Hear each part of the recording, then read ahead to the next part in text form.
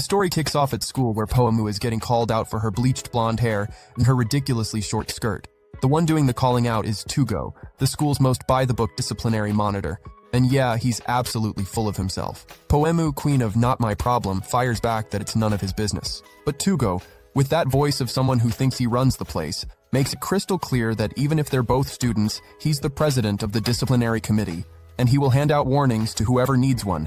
No exceptions, no mercy. So Poemu pulls out the school rulebook and throws it right in his face. Neither her hair nor her skirt violated anything. It was all within reasonable limits. Tugo admits that technically, no, nothing was against the rules. But then he points to the skirt, which barely covered anything. You could literally see the fabric hugging the most precious part of her. Completely deadpan, he asks if Poemu is some kind of exhibitionist, because apparently she thinks walking around like that is totally normal. Mortified, Poemu slams her knees together and calls Tugo a liar, insisting her underwear wasn't showing. But the guy, instead of dropping it, keeps going. Says he's seen it before, that the style is, let's say, provocative, and that it's distracting to the other students. Poemu, red with rage and embarrassment, tells him to stop looking because that makes him a total creep. Tugo, trying to fix the situation in absolutely the worst way possible, apologizes and says what he meant was that it was extremely sexy. Poemu nearly sends him to another dimension with a punch to the gut. Then she just turns around and storms off, seething. Tugo, shaking and barely able to speak, tries to say she'd be getting a warning for violence. But to do that, he needed her name and homeroom, which he didn't have. And before he could even finish his sentence, the punch hit so hard the poor guy threw up right then and there. Back in the classroom with Motoko and Rui by her side, Poemu goes off about that creepy monitor. Rui drops a solid joke. If Tugo ever finds out her name in class, he'll be on Poemu's case every single moment of every single day. Motoko agrees. It would be a complete nightmare if her name landed in his hands. Then a teacher calls Poemu over. She'd have to do makeup sessions for skipping class. When the door opens, it's Tugo. Poemu goes stiff as a board. But the monitor only came in to pass along a message for the teacher. He had a last-minute meeting and left an assignment in his place. Poemu exhales. No lecture, just homework. Then Tugo sits down next to her to work on the assignment together. Poemu is floored. This was the last thing she expected from someone as straight-laced and serious as him. She finishes first, obviously. Because yeah, she's actually really good at math. Tugo, with this pained look on his face, mutters a good job while staring at his own worksheet like it personally wronged him. Poemu doesn't waste the opportunity. She roasts him, says the exercises were easy, and flat out asks with zero shame if Tugo is just dumb. The guy visibly flinches, like she hit a nerve dead on. He starts explaining that he's known for being hardworking and disciplined, but that academic work is his weak spot. Poemu confirms, yeah, he's just not that smart, and good, he deserves it. But then Tugo makes this sad little face, and she changes her mind. She decides to help him, like she's doing the guy the biggest favor of his life, except she gets hit with a hard no. She stands up, calls him hopeless, launches into a whole speech, and after a lot of internal debate, Tugo finally asks for her help. By the end of the day, the two of them are walking out of school together. Tugo thanks her and says the whole thing made him reflect, that he'd been carrying some pretty unfounded assumptions that had kept him narrow-minded. He looks at Poemu and admits, he used to think she was just a troublemaker, but he realized how genuinely kind she actually is. Poemu smiles and warns him that the help wasn't free. In exchange, Tugo would have to turn a blind eye to her hair and her skirt. Tugo refuses immediately. There is no way he's letting a skirt that short, one that shows off someone's underwear, slide. Poemu goes red again, but then Tugo says she's someone of captivating beauty, sweet and kind, and that he doesn't want someone like that to put herself in danger. Still, since she helped him understand himself better, he'll allow the skirt, 5 centimeters above the knee. And one more thing, he already knows her name. He saw it written on the paper. It's Poemu, you got a problem with that? She says, embarrassed by her own name, and punches Tugo again. Tugo is in charge of opening and closing the school gates, so he always gets there earlier and leaves later than everyone else.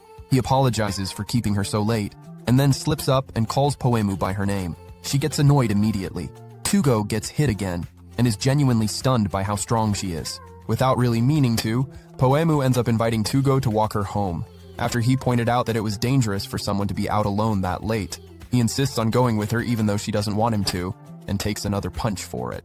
On the way, Poemu asks for his first name, since he already knows hers. The two start actually talking, and she mentions that if she'd lived just 50 meters to the left, she would have gone to the same middle school as Tugo. He responds flatly. Poemu asks if he's always been this serious, even if he is kind of serious and a little clueless at the same time. Tugo explains that his dad was really strict, so he grew up rigid and by the rules, and his classmates always found him boring and suffocating. Poemu asks if he resents his dad for it. She resents hers, because of her name. Tugo gets curious about why she hates her own name so much, but she finds it embarrassing. A lifelong source of embarrassment. Tugo thinks it's a fine name. Poemu's phone rings, her mom calling. The call gets a little awkward with Tugo right there, but afterward he says that Poemu is a lovely girl and that the name suits her perfectly. A wave of embarrassment crashes over her, and this time, the punch she threw was kind of weak. Outside Poemu's house, she thanks him and apologizes for making Tugo walk so far out of his way. He says goodbye, using her last name like she always insisted, but this time it felt different. Poemu calls him back, just to tell him he could use her first name. She gets curious about where Tugo lives. He takes a few steps and he's already home. Poemu is completely stunned. The guy lived 50 meters from her house, and they'd never once crossed paths on the way to school. Then it hits her. He always left earlier and came back later than everyone else. The next day, after school, Poemu is at a coffee shop with Motoko and Rui. Rui notices Poemu's mind is somewhere else entirely. On Tugo, obviously. Her eyes are practically sparkling. Motoko snaps her back to reality. Rui mentions that a student saw Poemu and Tugo walking home together, and asks if it's true. Poemu spits out her coffee, nervous, denies everything, says she would never be caught dead hanging out with a guy like him. At the absolute worst moment, Tugo shows up outside the coffee shop window laying down the law. He asks for the names and homerooms of all three of them. Rui and Motoko answer with absolute delight written all over their faces. Meanwhile, Poemu is panicking. She tries to give Tugo a subtle signal, a discreet wink, but the guy completely misread it, called her by name in front of everyone, and got punched for it. Her friends start roasting her, bringing up old nicknames from before Poemu had her meltdown and started hating her own name. In a sneaky little scheme, the girls almost got Tugo to break the rules without even realizing it. They pinned the poor guy down and nearly forced him to drink the coffee. They called Poemu over. Her mission was to pour the coffee into his mouth. She grabbed the cup. Her friends were pushing her, and on impulse, Poemu downed the whole thing herself and burned her tongue. The girls say goodbye to Tugo. On the way back, Poemu's in a bit of a funk. Rui and Motoko comment that Tugo is actually pretty cool. Poemu runs after him just to apologize. Even if her friends had been messing around, they're good people. Tugo gets it, but makes one thing clear. Rules are rules. If they pull something like that again, they're getting written up. Poemu is mid-apology when her friends pop back out of nowhere. They went home and came back, and suggest going out for tea. Poemu almost calls them out, but Rui drops a subtle hint, tells Poemu she doesn't need to worry, they're not going to steal Tugo from her. Poemu turns beet red and denies everything. Very, very hard. The next day, Poemu, Rui, and Motoko are sprinting through the hallways, which is obviously against the rules. Tugo yells after them, gets completely ignored. Motoko cuts through a door and rolls her ankle, but the real problem is that there's a staircase right there, and she goes face first straight into some guy. His name is Izubuchi. She looks up and takes in his face, jaw-droppingly attractive with this whole rugged, masculine energy. Right after that, Izubuchi goes off on her, sharp voice, demanding to know if she's hurt. Poemu steps in and calls him out for the way he talked to Motoko. Tugo spots Izubuchi and thanks him for helping, then introduces him to the girls. Izubuchi is on the health committee. He shows off the lab coat with his title as committee chief printed on it. The girls are a little skeptical. The guy looks like he should be in a back alley brawl, not a school committee. Izubuchi gives Tugo grief for letting students run in the hallways. Tugo agrees and apologizes, but also calls Izubuchi out for not noticing that Motoko had sprained her ankle, since making sure students are okay is literally his job. Izubuchi grabs Motoko, frustrated that she didn't tell him the truth, and then, like an absolute maniac, scoops her up bridal style and heads straight for the nurse's office. Poemu turns to Tugo and notes that those two are actually a lot alike, both dead serious and completely obsessed with doing their jobs right. The next day starts with some fresh gossip. Izubuchi used to be a notorious delinquent. Poemu doesn't doubt for a second that he still is, but Rui pushes back, says he's turned his life around and is totally serious now, and adds that Izubuchi is incredibly popular with the girls precisely because he carries them around like they're actual princesses. Rui tells Poemu to look behind her. Motoko was already completely head over heels for that move. During an assembly speech from the principal, Poemu starts daydreaming about girls being carried around like that, and imagines Tugo carrying her. The thought makes her face go completely red.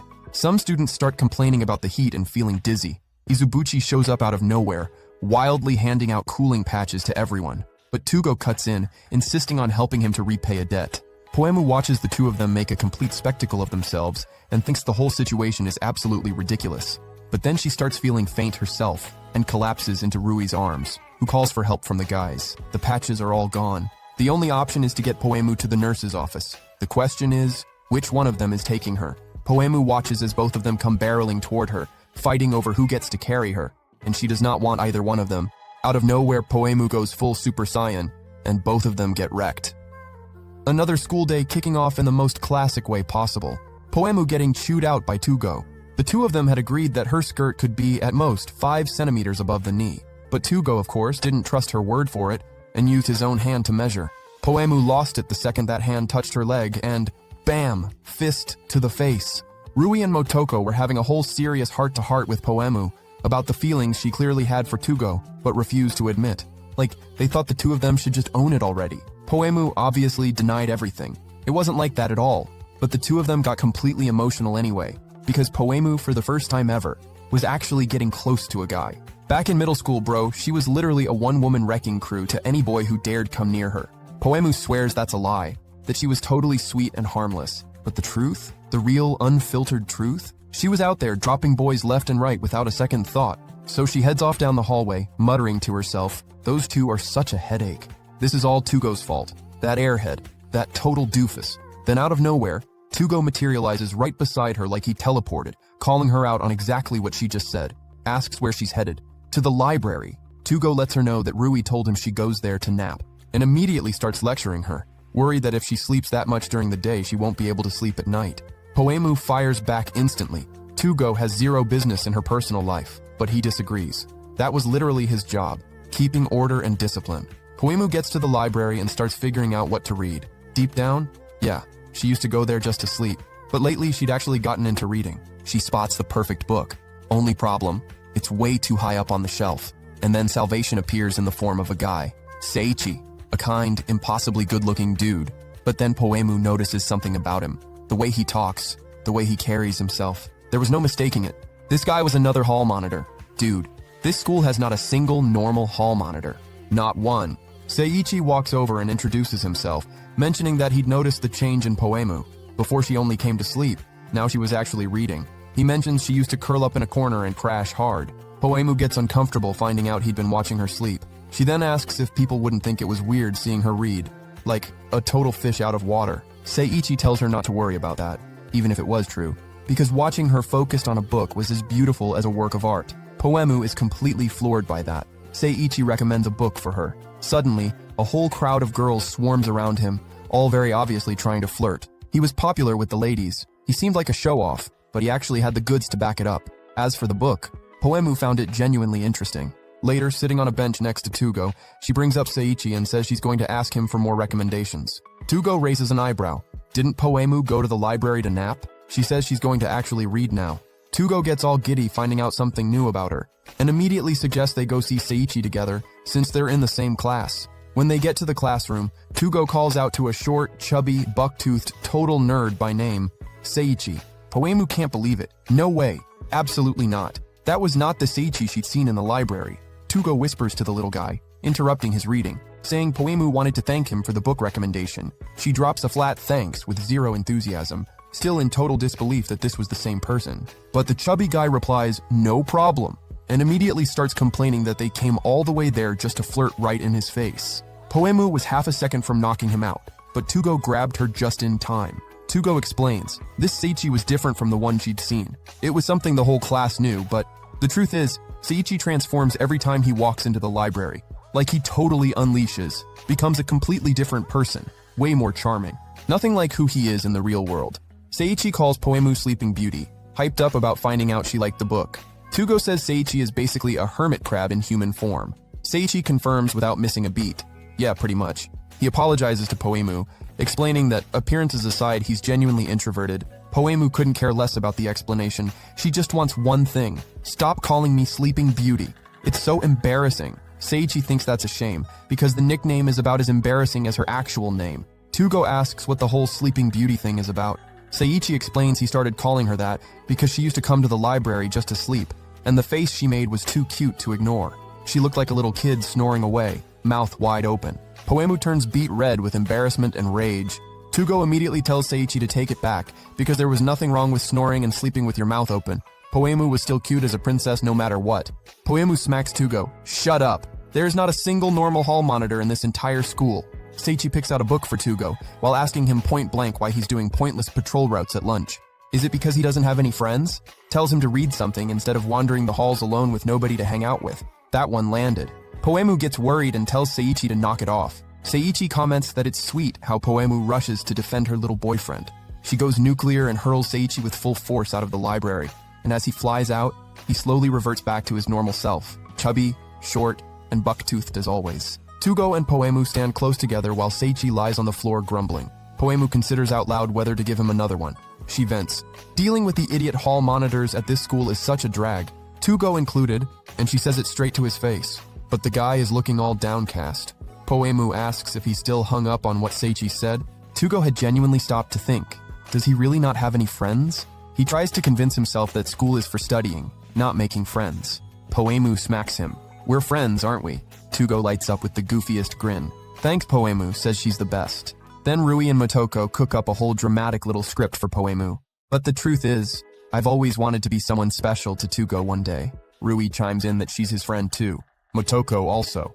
Tugo had just picked up 3 new friends. Poemu always disappears at lunch. But today, after digging through her entire bag, she can't find her lunchbox. Her mom had made lunch with love, and it was just gone. Tugo appears out of nowhere, thinks it's weird to see her by herself, asks what's up. Poemu explains about the lunchbox. Tugo takes it seriously. Way too seriously. This was practically a crime. A meal made with love by Poemu's mom. They had to find that lunch immediately. It wasn't in the classroom. Poemu also hadn't taken it out of her bag. Tugo drops a wild theory. Poemu's lunch was stolen. Who, in the entire universe, would bother stealing someone's lunch? Poemu tells him to drop it. He ignores her. Time to retrace every step Poemu took today. In the morning, Tugo caught heat right after saying good morning. After that, Poemu went to the nurse's office and she'd hurt her knee. The nurse confirms it. Poemu begs Tugo to give up, she's literally starving. At the library, Seiichi confirms Poemu stopped by to return a book, same as plenty of other students, and takes the opportunity to point out that the whole stolen lunch idea was way too dramatic. Tugo disagrees. Maybe Poemu has a stalker. Seiichi can barely hold back a laugh. Poemu with a stalker? Not a chance. Poemu gets offended and Seiichi's head gets a clean punch to the face. The next place was somewhere Poemu really didn't want to bring up. The bathroom. Tugo thinks it out loud. It would be pretty strange for a student to drag their whole bag and lunch into the bathroom. Poemu loses patience and stamps a brand new mark right on his face. Walking down a hallway, Tugo notices Poemu always cuts through there. She mentions the hydrangeas, gorgeous flowers she absolutely loves. Tugo gets all excited again, discovering yet another new thing about her.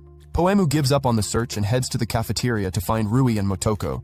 But before she goes, she calls Tugo to come along. The girls ask where they'd been. Poemu says she'd lost something and went back through everywhere she'd been that morning. Motoko asks what it was, and then Rui suddenly goes, "So you went through the nurse's office and the library?" Thunder. Tugo glances at Rui differently. How did she know that? Rui answers that she'd been with Poemu the whole morning. A lightning strike. Tugo goes dead serious. For the sake of discipline, he had to reveal a devastating truth. The person who stole Poemu's lunch was Rui! Rui makes a what face, but then she plays along, pretending she actually did it, that she ate every single bite of Poemu's lunch. Then the school intercom crackles on. A voice calls for Poemu. Rays of golden sunlight break through the clouds. Poemu is fuming as her mom explains, completely embarrassed, that she forgot to put the lunchbox in the bag. When she realized, she ran straight to school to drop it off. Rui and Motoko sprint over to hug the woman, who says she's been absolutely missing those two. Poemu's mom looks over at Tugo and asks who he is. The second he says his name, she replies that Poemu talks about him all the time, that he's quite the interesting hall monitor. The girls rush over to see what's inside the lunchbox. Mom opens it and a themed lunch with little cartoon characters on everything. Poemu lets out a shriek of pure embarrassment and tells her mom to close it right now. She buries her face in the table, absolutely dying inside. Tugo says she didn't have to be embarrassed because he used to watch that cartoon with his little sister too. But that wasn't even why Poemu was embarrassed. Tugo hadn't caught the actual reason at all. Poemu never cared about the themed lunch. Her mom had always made her bento boxes with her favorite anime and manga characters on them, just to see her smile. And for Tugo, someone as kind and wonderful as Poemu, that adorable little lunchbox made total sense. It fit her perfectly. Another day of school. And of course more chaos going down. Right off the bat, 3 pairs of wide eyes, Poemu, Motoko, and Rui, lock onto quite the sight. We're talking a full-on Gyaru, no joke. Short skirt, midriff out, the whole aesthetic. Exactly the type of girl Tugo would never let slide. But she walked right in, Even the strict, no-nonsense, iron-fisted Tugo folded. Bro, the second-hand embarrassment was real. For Poemu, that was the ultimate disrespect. She was fuming, and she went straight to the hall monitor to demand answers. Like, her skirt is literally a dress code violation, but this girl just waltzes in no problem? What kind of logic is that, bro? Poemu was losing it. She had zero intention of sharing her special exception status with anyone else. She went at Tugo with everything she had. The poor monitor looked like he wanted to disappear into the floor. Back in the classroom, Poemu's head was still stuck on that mysterious Gyaru. Why would Tugo let her off the hook like that? The curiosity spread to all three girls instantly. They had to find out who this person was. First up for questioning, Izubuchi, who had absolutely no idea who Tugo's mystery friend was. Zero. Nothing. A total blank. Even so, the guy decided to help the girls crack the case. What a saint. Target spotted. Izubuchi took off running after the girl without even thinking. When the girls went after him, he was flat on the ground. He'd eaten it hard. His advice? Stay away from that girl. Rui and Poemu left Motoko with Izubuchi and went after the Gyaru themselves. Through the hallways, Poemu caught a glimpse of the target and immediately lost her. Classic. But Poemu wasn't giving up, sniffing around like a bloodhound. The library. She asked Seichi if anyone had come through. The guy straight up lied to her face, and of course Poemu saw right through it. While she was grilling poor Seichi, the Gyaru walked right past both of them. Bold as you please. Poemu took off running again, her mind spinning, wondering what kind of person could make hall monitors tremble like that. Was she threatening people or something? And then, finally, she found her. The girl was chatting with Tugo. So what exactly were they talking about? Tugo seemed flustered about something, and ended up blurting out loud that the girl was attractive, and that dressing like that was basically criminal. Poemu heard every word. She'd always believed Tugo was a straight-up guy, but now, that stung. She went straight at him, hurt, telling him to stop acting like some player who says the same thing to every girl. And then came the killing blow. The worst thing Poemu could ever say to someone. You are disrupting order and discipline. The Gyaru found the whole thing hilarious and told Poemu to hold on because she wanted to talk to her. No big deal. Chill out. The two of them went to a bubble tea shop, grabbed some boba, and had a chat. Tugo, naturally, kept circling the whole place trying to eavesdrop on them. Loser. The girl started talking about how the students dressed. Sure, looking put together mattered, but she wanted to try something a little sexier. Then she asked Poemu if the miniskirt was about getting guys' attention. Poemu was floored. Of course not. It was just her style, and it was also kinda cute.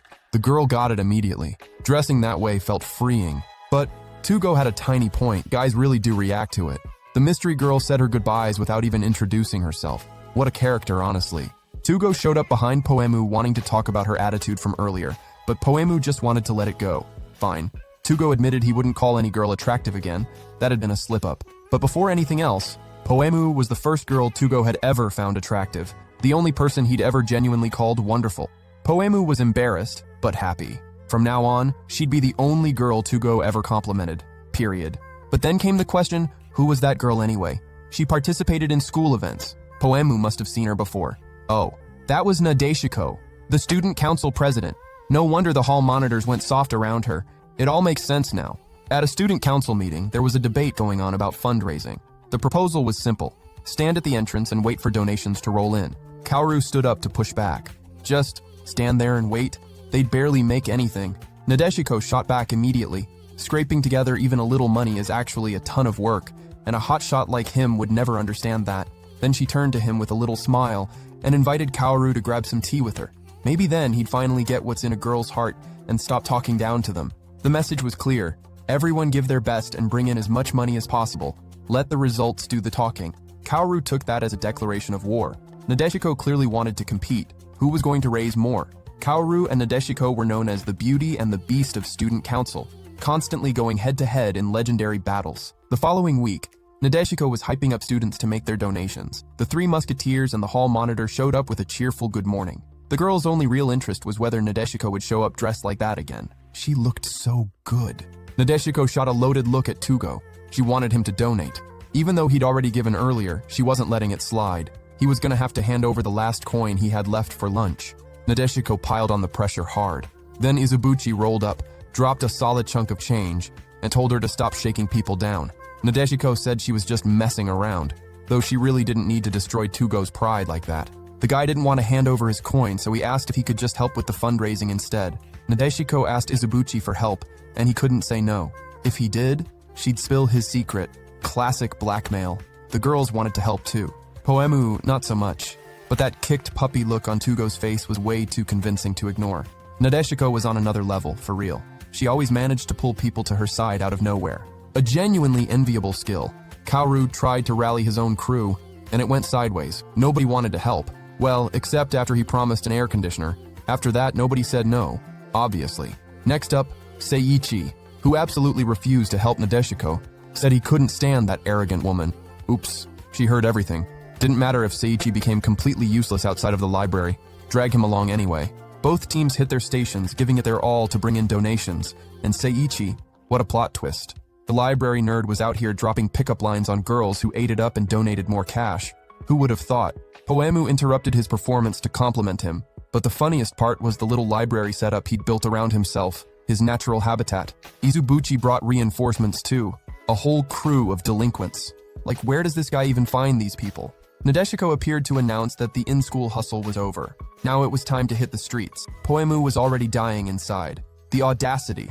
And of course, Kaoru did the same thing. The city fundraising went well on both sides. That night, Kaoru was counting up the money he'd brought in. And yeah, there was no way to count it all right there. His assistant slipped out of the room, embarrassed. Then Kaoru showed his real colors. He stuffed money from his own wallet into the donation box. What's the problem? It was a donation from him, wasn't it? The next day, time to see the results. Kaoru looked completely wrecked, like he hadn't slept at all. According to the numbers, Kaoru had raised more money. That meant he won the battle against Nadeshiko. Nadeshiko smiled and praised his effort, said she was genuinely happy about how much money the school had managed to raise, and that Kaoru had lived up to her expectations. And then it hit him, finally. The whole time, he'd been played by Nadeshiko, a total puppet. The entire competition had been in the palm of her hand. Kaoru had lost. End of the day, time to head home. Nadeshiko showed up with a boba tea to walk with Kaoru. He didn't like it. Too sweet. But Nadeshiko was worried. The night of the fundraiser, she'd seen Kaoru out working in the rain, late into the night. He didn't put money from his own pocket in there for nothing. He wanted to earn it, to actually work for it, to feel what the grind really tasted like. Kaoru took a sip of the tea. It wasn't sweet. Nadeshiko knew Kaoru, knew his taste in everything, since they were little kids through every single battle they'd ever had in their lives. He hadn't won even one. Maybe next time, man. The next day, Tugo starts his morning super early, meditating. He straps on his disciplinary monitor armband, gets everything squared away, and heads out to do his patrol on the holiday. He leaves the house totally zen, the kind of chill that's honestly a little annoying. And as he walks past Poemu's house, he thinks about her with that absolute certainty. She was definitely still in bed. Then, out of nowhere, a girl comes sprinting right past him. And this girl, dude, she looked just like Poemu.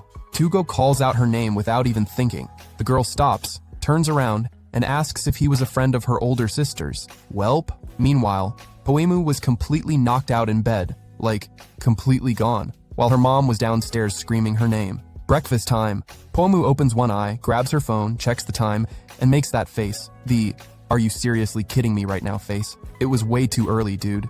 She drags herself downstairs and her mom immediately asks if she's going to change first. Change into what? Poemu doesn't even respond and just keeps shuffling forward, until she opens the kitchen door and gets the biggest shock of her entire life. Ririku sitting there having breakfast with Tugo. Tugo. In her house. What was this guy even doing here? Poemu just freezes in the doorway trying to process the situation, while Ririku, already stirring the pot, casually comments that it was embarrassing to wear a skirt with chubby legs like her sister's. Tugo shuts that down immediately, says Poemu's legs were beautiful. Poemu hears that and, dude, something just short-circuits inside her. She bolts to the bathroom to splash water on her face, completely panicking. When she comes back, she's fuming, demanding to know what Tugo was doing in her house and why Ririku even let him in. But it wasn't Ririku. It was Yume, their mom. She just saw Tugo at the door and invited him in for breakfast like it was the most normal thing in the world because that's just who she is. Before Poemu could go full meltdown on her own mother, Tugo raises his hand and asks her to hold on. He apologizes for walking into her home without being invited, says it wasn't Yume's fault at all. Then he gets up to leave. But the second Poemu says he doesn't have to go, he sits right back down and absolutely destroys that breakfast like he hadn't eaten in a week. Ririku takes the opportunity to poke at her sister, saying Tugo shouldn't leave anyway. And while she's at it, How long was Poemu planning to walk around in her pajamas? So embarrassing, like, come on. Poemu storms off huffing to go change. The three of them end up hanging out in the living room, and Ririko wastes zero time. First question out of her mouth, are they dating? Poemu denies it with every ounce of rage she has in her body. Tugo denies it too, but in that polite, composed way of his, explains that relationships between students were against school rules. Ririko doesn't let it go, obviously. Asks if Tugo would ever be interested in dating someone. Poemu immediately complains. Why does she keep asking such dumb questions? Tugo calmly gives his answer.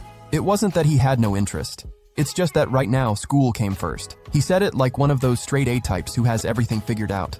Ririko turns to Poemu and goes, see, he is interested, so you totally have a shot. Poemu goes off again. So embarrassing. Then Ririko shifts gears. Okay, so what's his type? Poemu's annoyed, but, like, she also kind of wants to know. Tugo pauses, thinks about it, and genuinely admits he's never really thought about it before. He doesn't know. Maybe someone mature, serious, and attractive, but then he backtracks on his own answer. No, wait, he doesn't really expect all that either.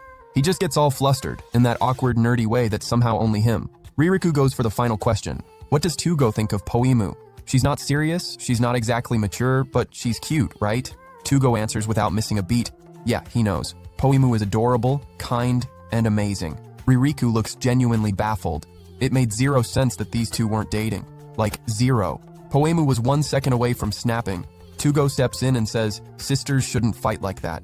Right on cue, Yume walks in carrying a giant stack of pancakes, saying that it didn't look like it, but deep down those two actually got along great. The pancakes were ridiculously cute, dude. Decorated with the theme from this cartoon called Pretty, the girl's absolute favorite, which made Yume start reminiscing about all the times the three of them watched Pretty together. A show about these sweet magical girls locked in an epic battle where the Pretty team was getting completely wrecked. Poemu and Ririko used to watch with their hearts pounding, desperate to jump through the screen and help. The two of them would grab their pretty sticks to cast their spells. Their mom would just melt watching how adorable they were. She got so caught up in the moment that she literally stood up and screamed in the middle of the movie theater. That was mortifyingly embarrassing for the girls. They wanted to disappear on the spot, but Tugo? He didn't want her going anywhere. He patted the seat next to him and invited Mrs. Yume to sit down. What an actually sweet guy, for real. By the end of the day, Poemu and Tugo are saying their goodbyes outside. He apologizes for staying so late. Poemu says it's really no big deal. She never would have imagined spending a day off like this with Tugo, even if those two had completely drained her patience. On his end, Tugo admits he actually had a great time, that it had been years since he'd hung out at a friend's house like that. Poemu likes hearing that, but plays it off, apologizes for all the chaos and mentions that Tugo got lucky her dad wasn't home. And on top of that, Ririko said way more than she should have. Tugo says he doesn't mind any of it. He has a little sister too. He gets it. He didn't take any of those questions seriously. Poemu did not appreciate that answer. She says goodbye quickly and turns away. Then, just barely under her breath, you could have at least taken it a little seriously, you dork. Tugo turns around. Did you say something? Poemu freezes, thinks fast, says it's nothing and tells him to get out of here. Ririko pops up behind her, still pushing the whole "so are you guys dating or not" agenda. Poemu spins around like something out of a horror movie and goes after her. Ririko takes off running for her life. Meanwhile, Tugo is standing outside his house wondering what exactly Poemu wanted him to take seriously. Because yeah, dude, Tugo heard everything. He's just slow on the pickup. The following evening, Poemu's sitting on a bench snacking on something sweet, thinking about Tugo. If he showed up right now, he'd have a field day roasting her. So cringe. Everyone around her was staring at whatever weird impression she was doing. Poemu looks up and spots Tugo, acting like a complete mess, going from store to store looking for a gift to thank her family. He found the perfect one. At least he thought so. Poemu sneaks up behind him and tells him he didn't need to get anything. Tugo says he wanted to thank them for breakfast and the pancakes. Poemu tells him again he doesn't need to bring anything, especially not a power strip. The two of them sit down on a bench nearby. Poemu breaks it down for him. If Tugo brought her mom a gift, it would just encourage her to cook another mountain of food. Tugo considers this. If Mrs. Yume returned the gesture, he'd return it again. It would become an endless loop. That's exactly the problem. For Poemu, keeping the gratitude internal was more than enough. In that case, Tugo says he'll just stop by in person to say thank you. Poemu's fine with that. How about right now? Absolutely not. Speaking of which, wasn't Tugo supposed to be on patrol? He literally said he couldn't go shopping on the way home, and yet here he was, doing exactly that. Poemu tried to corner him, but no. Tugo had already gone home before heading back out. That made no sense to Poemu whatsoever. Then why was he still wearing the armband? He had it on at her house too. Why? Tugo deflects with a more important question.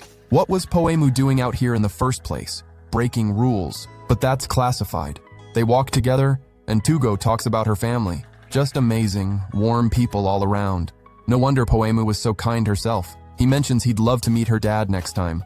Poemu thinks that should never ever happen. Her dad would throw hands with Tugo just for setting foot in the house. He wouldn't stand a chance, like, at all. She kept going, until she glanced to the side and realized she was talking to nobody. Tugo had completely vanished. Okay, so, about Poemu's dad, Kohinata Raimu, 37 years old. Raimu was on his way home after another long day at work, pumped to spend time with his family. Before he had a family, he was a full-on rebellious troublemaker. But now, dedicated family man through and through. Serious dad. His oldest was 16 and in high school. Ririku still in middle school. Both of them had stopped really talking to him. Typical teenage stuff, but it still stung every single time. Raimu knew he had incredible daughters, a solid job, and a great family. No complaints. Life was perfect. Well, almost. Around him, a crowd had gathered for a rap battle, and that was exactly what messed with Raimu's head. Before Yume came into his life, rap was everything to him. He stood there sizing up the battle like the professional he used to be, mentally grading every bar. He had to hold himself back from jumping in. Nothing good would come of it. He had a family waiting at home. Better to walk away. But then something caught his eye. A disciplinary monitor started going off on one of the guys in the battle. Raimu's jaw dropped at the audacity. It was Tugo. The guys clapped back with a fire freestyle aimed right at him. The crowd went crazy. Raimu watched with secondhand embarrassment. This poor kid probably didn't even know he'd just stepped into a rap battle. Then Tugo pauses, thinks, and out of absolutely nowhere drops a bar that had no business being that good. The crowd erupted. Raimu was genuinely shocked. The other guy came back harder. The crowd rode with it. But to Raimu it wasn't all that impressive. Basic. Overplayed. He wanted to see what Tugo would do next. Tugo opens up, compliments the guy, goes straight for the heart, keeps going, says the guy's talent was real, that he could channel that same energy into being an incredible student, floats the idea of starting a rap club at school, says he'd put in the work to make it succeed. That hit deep, like genuinely deep, for everyone standing there. Out of nowhere, someone calls out to Tugo. It was Raimu, giving him props for showing respect in the battle instead of just trying to clown on everybody. Tugo, completely lost, admits he didn't even know it was a rap battle. Raimu extends his hand, challenges Tugo to a battle. Before anything can happen, Poemu comes flying and screaming Tugo's name at full volume. She's heated, like really heated, until Raimu calls her name. Dad? Raimu had that look on his face. That terrifying, ice-cold look of a man fully prepared to make Tugo's life very, very difficult. Another boring school day, and Motoko's got her face planted on the desk, staring at nothing. She's hit with that deep, hollow kind of loneliness. Even food stopped tasting good. No joke. All because she can't stop thinking about the guy she likes. And Poemu has the nerve to say she's lucky, because Tugo is literally right there by the school gate every single day. So Poemu and Rui switch into full matchmaker mode. Both of them are 100% ready to stick their noses in someone else's love life. Zero shame, zero hesitation. The three of them head to the nurse's office together. Izubuchi greets them with that signature attitude of his, going off about how 3 idiots can't just show up without a reason. But Poemu already has a lie locked and loaded. Straight-faced, no hesitation. Motoko twisted her ankle in gym class. The poor girl was already a nervous wreck. And then things went completely off the rails. Time to examine the ankle. Izubuchi starts pressing on her foot, and Motoko is sweating, skin crawling, stomach doing flips the way it does when your crush gets way too close. He asks, with that dead serious expression, whether she actually twisted her foot or if she was just an idiot. But Motoko had something else entirely on her mind. Izubuchi was so close to her foot that he might actually smell it. The sweaty foot smell, dude. She's mentally begging the universe to just let this one slide. But then Izubuchi gives a little reaction, like he noticed something. Did he smell it? The panic hit so hard that Motoko completely lost it, and she straight up kicked him in the chin. The three of them bolt out of there. The embarrassment was astronomical. Motoko ended up actually limping after that whole disaster. Rough day for her. But she wasn't ready to give up just yet. At the very least, she wanted one photo of Izubuchi. Poemu points out that secretly taking pictures of someone is seriously creepy, but like, whatever, right? Motoko finally goes for the perfect shot, and then Tugo pops out of nowhere and ruins everything. She's one bad moment away from a full breakdown over a single photo. Time for another attempt. But this annoying hall monitor just will not move. So Poemu takes matters into her own hands and drop kicks Tugo without a second thought. Except Izubuchi spots the two of them lurking in the corner and comes over to settle the score for that earlier kick, and Rui and Motoko dip out immediately. Rui manages to make one important request before vanishing. She wanted one of those photos because the whole situation was giving major BL vibes, and she is absolutely that kind of fan. By late afternoon, Motoko slumped over with an ice cream cone in her hand. No photo, nothing, just a chin kick to remember the day by. Then some huge dude bumps into her and knocks the ice cream right out of her hand. 3 delinquents immediately roll up, saying she's gonna pay for that. Motoko was so terrified that all she could think about was getting out of there. But the second she took off, her ankle gave out on her for real. Face first into the ground. The troublemakers were still coming after her, and they were scary. Meanwhile, Motoko was internally making peace with every bad thing she'd ever done. But then her savior shows up and grabs her hand. It was Izubuchi. He lets out this absolutely unhinged yell at the guys and scares all 3 of them off just like that, especially since he looked like he walked straight out of a street gang. Then he picks Motoko up and carries her home, and explains that what he had noticed earlier was that she had flat feet, which meant she was always going to be tripping over herself. Motoko turned beet red, but she thanked him and even asked him for one little favor. The next day, she showed up to school absolutely glowing, like suspiciously happy. And yeah, it wasn't a coincidence. She had gotten the perfect photo. Lunch even tasted good again. Over at Poemu's house, the conversation turned to an upcoming visit at their school. Some middle school kids were coming to check the place out, and Ririku, Poemu's little sister, wanted to go to the same high school, so she tagged along for the visit. Their mom got all emotional thinking her daughters just wanted to stick together forever. Ririku shot that down immediately. She said she was only interested because the school was close to home, and the entrance exam looked easy enough, like if Tugo got in. Anyway, the visit was set for Sunday. The problem? Poemu also had to be at school on Sunday for remedial classes. Now she had to pray she wouldn't run into her sister and completely destroy her reputation. At the welcome event, Nadeshiko kicks off the tour. The middle school girls arrive wide-eyed, taking everything in. Ririku slips away from the group under the pretense of going to the bathroom, but she was actually spying on the school's sports club, totally fascinated. Meanwhile, Poemu sneaks into the classroom as carefully as possible. Nobody was there, almost exactly like the first time she'd ended up talking to Tugo. And sure enough, right on cue, he shows up and says hi. Poemu calls out the smile on his face the second he walked in, just trying to tease him, but he answers completely seriously. He knew she'd be there, so he couldn't help smiling. Poemu goes completely soft, trying her absolute hardest to play it cool. But then Motoko and Rui show up out of nowhere for remedial class 2, not even 1 second alone. Ririku's been watching the sports field when a girl walks up and starts talking to her. It felt like it could have been this deep, meaningful moment. But the girl just asked if Ririku went to school there. Nope. Ririku calls her out for being late, but turns out the girl just overslept. The girl starts following Ririku around as she leads her back. Finally introduces herself, Kikuka. Ririku looks at her and says she seems a little slow, but Kikuka says zoning out is totally normal for her. Like getting up early is genuinely hard. Ever since she started school, the one who woke her up every single day was her older brother, super responsible guy, and they'd walk to school together. But once her brother started high school, she started sleeping through her alarm every morning. The obvious fix? Go to the same school as him. Ririku mentions she has an older sister who goes there. Kikuka immediately gets excited and figures, if their siblings could be friends, then the two of them could be friends too. Ririku's not feeling that logic at all. This girl is clearly not all there. Back in the remedial classroom, all 4 of them are complaining about how brutal the semester exams were. Turns out Motoko failed everything, like every single class. Then Rui turns to Tugo and says she always figured he'd be the type to coast through without trying. Motoko gets an idea right after. What if everyone went over to Poemu's house to study together? Poemu fires back instantly. How is a study group supposed to work when everyone in it is failing? Rui asks Tugo if he'd be down to visit Poemu's place. He says absolutely, that he'd already been there before and had such a good time he didn't even notice how late it got. Poemu's nerves are hanging by a thread.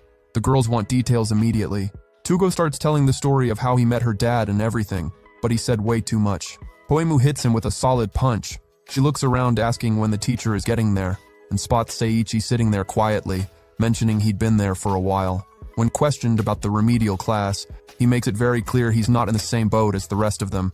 That was enough to make Poemu want to disappear into the floor. Tugo steps in, and Seiichi snaps back into his polished, composed self instantly. He explains he's there for the open house event. They asked him to give the visiting students a tour of the library. He drops off an assignment for the four of them and heads out. In the library, Seiichi was presenting the space with that flawless, picture-perfect aura of his. The visiting students were completely starstruck. But the second the visitors say their goodbyes and leave, Seiichi takes one step forward and drops the act entirely, complaining about having to work on a Sunday, grumbling the whole way. Ririko and Kikuka end up standing right in front of him. Awkward eye contact all around. Seiichi takes a step back and switches the persona back on. The two girls are left standing there, speechless, like, were they hallucinating? Kikuka wants to go into the library. Ririko absolutely refuses to be anywhere near someone that weird. Back in the remedial room, Rui's venting about how bizarre the monitors at this school are. And speaking of which, Izubuchi appears in the doorway asking if anyone got hurt. He sees the coast is clear but explains he's on duty to look after any kids who might hurt themselves at the event. Poemu asks why he isn't just in the nurse's office. Not happening. According to Izubuchi, middle school kids are hitting the ground at any given moment. Speaking from personal experience, apparently. Ririko and Kikuka finally catch up with the rest of their group and take off running. But one of them crashes right into Izubuchi, and he immediately snaps. Tells them both to stop running in the halls. Ririko is shook. Like, is there a delinquent just loose in this school? The two of them are about to bounce when Izubuchi grabs Kikuka to check if she's hurt. Ririko is not having it. Kikuka tells her to chill out. The guy is on the health committee. But Ririko doesn't care, grabs Kikuka and drags her out of there. The two of them end up wandering the whole school together. And honestly, by the end of it, they're kind of having a blast. Meanwhile, the remedial crew had wrapped up their assignment. Rui asks Tugo to walk Poemu to the gate. Adorable. The two of them make their way through the school, but Poemu is on full alert, scanning every corner, desperate not to be spotted by her sister. If Ririko saw her coming out of a remedial class, Poemu's whole image would be toast. Tugo then casually mentions that his sister was also there today. Ririko and Kikuka are walking together, talking about the little adventure they just had. Kikuka says the school was amazing, just like her brother had told her. A serious and kind guy who barely ever smiles. But ever since starting high school, he comes home every single day grinning and saying how much fun he had, and that he'd made friends with a girl who had the cutest name. That's why Kikuka wanted to see the school for herself. Ririko, for her part, came because of the track and field program, which is absolutely elite. She really wanted to be part of it. The two of them shake hands and make a promise to be best friends when they meet again in high school. Tugo and Poemu are walking down the hallway, and they spot both girls inside a room, caught. The two of them keep walking. They talk about the younger sisters they each have. And then Tugo says that remedial class was fun, but honestly a little disappointing, because he had imagined it would just be the two of them. A wave of emotion crashes over Poemu all at once. She goes completely red, and gives Tugo the softest little punch on the back. Summer arrived. So how about a little free time together, huh? Class was finally over, so Poemu called out to Rui to head home together, since Motoko had already bolted out the door like a maniac chasing an ice cream deal. But Rui couldn't leave just yet. She still had to stop by the manga club. Poemu lit up at that. When they were kids, the two of them used to draw the pretty girls together, and a huge wave of nostalgia hit her all at once. Since walking home alone sounded like a total drag, Poemu asked if she could tag along to the club activities. The mood shifted a little. Rui asked if Poemu was really sure about this, but fine. She'd kind of been expecting this moment to come eventually. At the door of the club room, Rui paused before going in, just to confirm one thing, whether Poemu knew what BL was. Poemu was completely thrown off by the question, like what? But she did know it involved a relationship between two guys, and that was enough, because that was basically the whole vibe of the manga club. Alright, time to head in. When they opened the door, the girls in the club looked like they were in some kind of emergency summit deciding the fate of the world. The energy in that room was heavy, but the club president, Chuno, greeted Rui by telling her she was late and that everyone had been waiting. Rui apologized and introduced her friend who was curious about the club. The girls started whispering about Poemu, full of suspicion. After all, her reputation wasn't exactly spotless around there. All that pressure was seriously uncomfortable. Chuno shut everyone up, said Poemu was absolutely welcome in the club, and introduced herself. As they went to sit down, Poemu nudged Rui. This was way too awkward. Maybe it'd be better to just leave. Rui told her it was too late for second thoughts. Best bet was to sit down and keep quiet. The president explained that it was a pleasure to have someone from outside come appreciate the club's work, but that unfortunately, today was not a production day. The club had a tradition of publishing their manga anthology, Years of Love, in the summer and winter. So it was time to decide which works would make it into the next edition. Almost everything had already been submitted, except for Rui's piece. Rui apologized for the delay and handed out copies for review. It had been a rough one to create, no joke, but she'd found her inspiration from a photo Motoko had taken of two of their classmates. Poemu felt a knot in her stomach about what she was about to see, because Rui had written a BL about Izubuchi and Tugo. And just like that, it was finally time to check out the manga. The school was being torn apart by monitors from the underworld. They wanted to take over from the surface monitors because, obviously, running a school takes power. Everyone was going all out in the battle. The health committee monitor rose to his feet, standing beside the disciplinary monitor, while the underworld guys just hung back watching, not even caring about the students trapped inside the school. Izubuchi couldn't help them right now. He had a fight to win. Dude dropped his lab coat on the ground and it caused an absolute legendary explosion of destruction. That lab coat weighed a ton. The imposters freaked out. Tugo also stepped up, ripping off his armband in one swift motion, unleashing the power that had been sealed inside. The underworld imposter shook at that raw force. It was even stronger than his own. The two monitors got ready for an absolutely epic showdown. Back in reality, Chuno was completely losing it over that emotional story, and so were all the other girls. Poemu was the only one who had no idea what was going on. Like, where was the BL in any of that? Poemu asked where exactly the BL part was supposed to be. Chuno went full meltdown mode. Like, she couldn't believe Poemu expected a masterpiece BL to just be handed to her on a silver platter. Rui explained that BL isn't something you create, it's something you find. Chuno shouted that even if the characters had girlfriends and it was just a regular action manga, all of it sent Poemu's brain into full-on chaos. That was way too much for her to handle. So Poemu finally stepped out of the room to head home, still completely shaken by everything she just witnessed. Back at home, Poemu was a total wreck. She stood by the front door waiting for her guests. And no, telling her she was overreacting wasn't going to help. The doorbell finally rang. The girls and Tugo were there to study. Poemu's mom said hi to everyone, and Tugo thanked her for having them over, handing her a little gift. Finally up in Poemu's room, Motoko immediately flung herself onto the bed like she owned the place. Tugo said Poemu's room was cute, pretty, and also couldn't even finish. Got punched. There was exactly 1 week left until exams, and just as they'd planned, they were studying at Poemu's place. In the middle of studying, Motoko started gushing about how pumped she was for summer break. She wanted to hit the beach or find a pool. Tugo was hyped for it too. It had been forever since he'd been to the beach, so they better study hard so everyone could actually go. But Rui dropped the truth bomb that everyone already knew Tugo just wanted to see Poemu in a bikini. Motoko immediately suggested they go bikini shopping and find something super cute and a little spicy for Poemu. Tugo said that was totally uncalled for. Like, there was zero reason for that, since Poemu looked gorgeous no matter what she wore. Poemu turned absolutely beet red. Rui threw out the idea of inviting Izubuchi too. Great idea. But that sent Motoko into a complete spiral. The three girls were in full chaos mode while Tugo just kept begging everyone to focus and study, except they weren't exactly feeling that energy. So if that's how it was going to be, Tugo got up and left Poemu's house. Poemu wasn't having it. She ran after him. Tugo explained himself. It made more sense to study alone and actually focus, because there was no way he could afford to tank his grades. If that happened, he'd have to cancel the beach trip with everyone. And that was his own rule he'd set for himself. That hit Poemu hard, because she knew that if Tugo studied alone, he wasn't going to do well. Did he actually not want to go on the trip? Poemu demanded he just come out and say what was really going on, but of course that wasn't it. Tugo couldn't wait to be at the beach with everyone. The next day, Tugo went looking for Izubuchi for help, because deep down he knew he absolutely could not study by himself. Seiichi was listening to the whole thing from around the corner. Izubuchi tried to explain the material to Tugo, but he was terrible at teaching. Seiichi let out a laugh at the whole mess.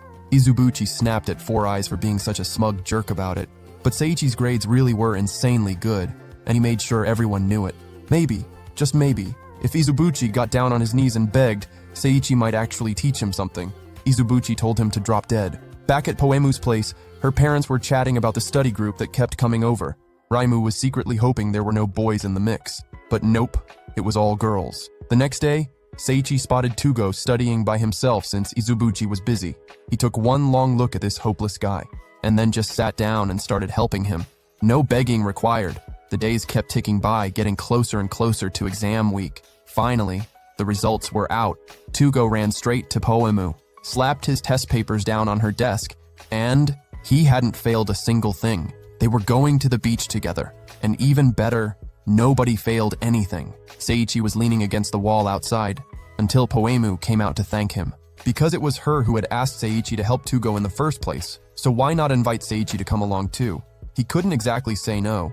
He was going whether he liked it or not. Summer break was finally here. The three girls headed out to a bikini shop.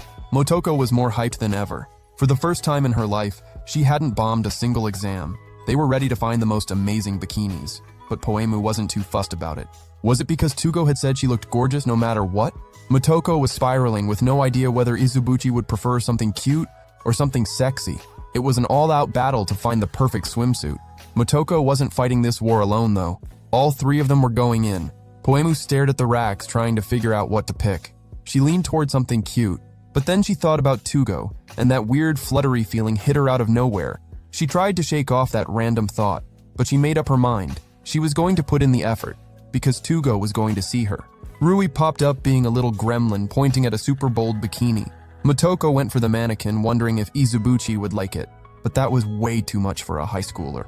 Out of nowhere, Nadeshiko walked out of the dressing room wearing that exact bikini. The girls were shook by how absolutely stunning she looked. She was there picking out a bikini too. She was heading to a summer house that vacation. Nadeshiko had only ever worn the school's swim team one piece, until she tried on something bold for the first time and got completely sucked into fashion. The girls tried to show Motoko that bikinis choose their person. She wasn't even in the same league as that figure. Motoko begged Nadeshiko to try on more bikinis. She looked incredible in every single one. They even started snapping pics. They went full photo shoot mode, trying on tons of different styles, and Nadeshiko became a model on the spot.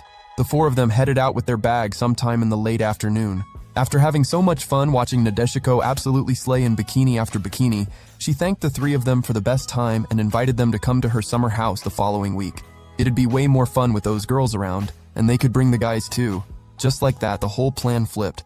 Forget the beach trip, they were going to a summer house. Poemu was all packed and ready for the beach house trip, bags zipped, hype through the roof, and then the doorbell rang. It was Tugo, waiting for her right outside. The two of them walked to the train station together, and honestly, that trip turned out to be a way bigger deal than Tugo ever expected. He never imagined a simple little outing would turn into a full-blown vacation adventure. But Poemu wasn't about to pass up an invite like that, obviously, so she immediately started messing with Tugo, asking if it wasn't against the rules for boys and girls to be staying at the same beach house together. Tugo answered with the most wholesome, oblivious energy imaginable. Neither he nor anyone else had any impure thoughts. That said, as the disciplinary monitor, he wasn't about to let anyone share a room with someone of the opposite sex after 8, and lights out at 10. No exceptions. When they got to the station, the rest of the crew was already there. Izubuchi and Seiichi had showed up too. Izubuchi was only there because he had nothing better to do. And since they were going to the beach, he brought a bat to split watermelons. Honestly looked more like he was ready to split some skulls. Seiichi didn't waste any time and immediately started roasting Izubuchi, saying the guy was way too hyped for the trip. That sent Izubuchi through the roof. Now Seiichi was definitely not getting any watermelon. Tugo, certified peacekeeper, stepped in before Izubuchi turned Seiichi's head into an actual watermelon. These three idiots are genuinely exhausting, like, for real. So the girls turned around and pretended they didn't know any of them. Anyway, everyone got on the train. Izubuchi immediately made it clear he wasn't paying for anything, because his wallet was absolutely empty. Seiichi said that was no problem. Izubuchi could just act like a delinquent and shake somebody down in the car. After a little while, they could finally see the ocean through the window. Everyone lost it with excitement, except for Seiichi, resident buzzkill, and Tugo, of course. Tugo was already stressing out, because this coastline was known for public order issues, and the disciplinary monitor could not just stand around doing nothing. In the end, they found Nadeshiko waiting for them. Izubuchi showed up immediately complaining about her being there, but whatever. Poemu just hadn't mentioned ahead of time that Nadeshiko was the one who sent the invite, because she knew perfectly well the guys would have bailed on the spot. Nadeshiko then explained that everyone needed to behave themselves, since the beach house belonged to someone else. The girls immediately got suspicious that this someone else was a guy. Rui was already picturing some rich, gorgeous friend of Nadeshiko's. Izubuchi tried to shut that fantasy down right away. Knowing Nadeshiko, her friend was probably just as much of a gorilla as she was, just the male version. Anyway, food was prepared. Simple, good stuff to fill everybody up. They finally made it to the beach, and that's when it was time to meet Nadeshiko's mystery friend, Kaoru. Everyone was kind of underwhelmed. Kaoru, on the other hand, was still trying to figure out who on earth this whole crew behind Nadeshiko even was. She hadn't said a single word. She just told him she wanted a barbecue for 8 people. He should have used his brain. When Kaoru found out everyone was staying at his beach house, he immediately started laying down the rules. Isn't it against the rules for men and women to stay in the same house? He pointed at Tugo, demanding an explanation from the disciplinary monitor. Tugo gave the same answer as before.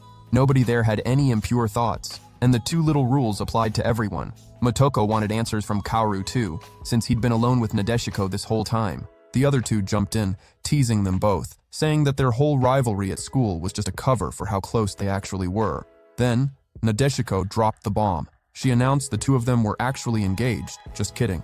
Kaoru said he would never be in a relationship with a woman like Nadeshiko, and that went for everyone else too. Just look at that trio of total losers. Nadeshiko apologized to Kaoru for bringing everyone over without his permission, but if he didn't cooperate, the whole group would have to sleep outside. He was the only one who could help. That was straight up extortion, but Kaoru totally fell for it.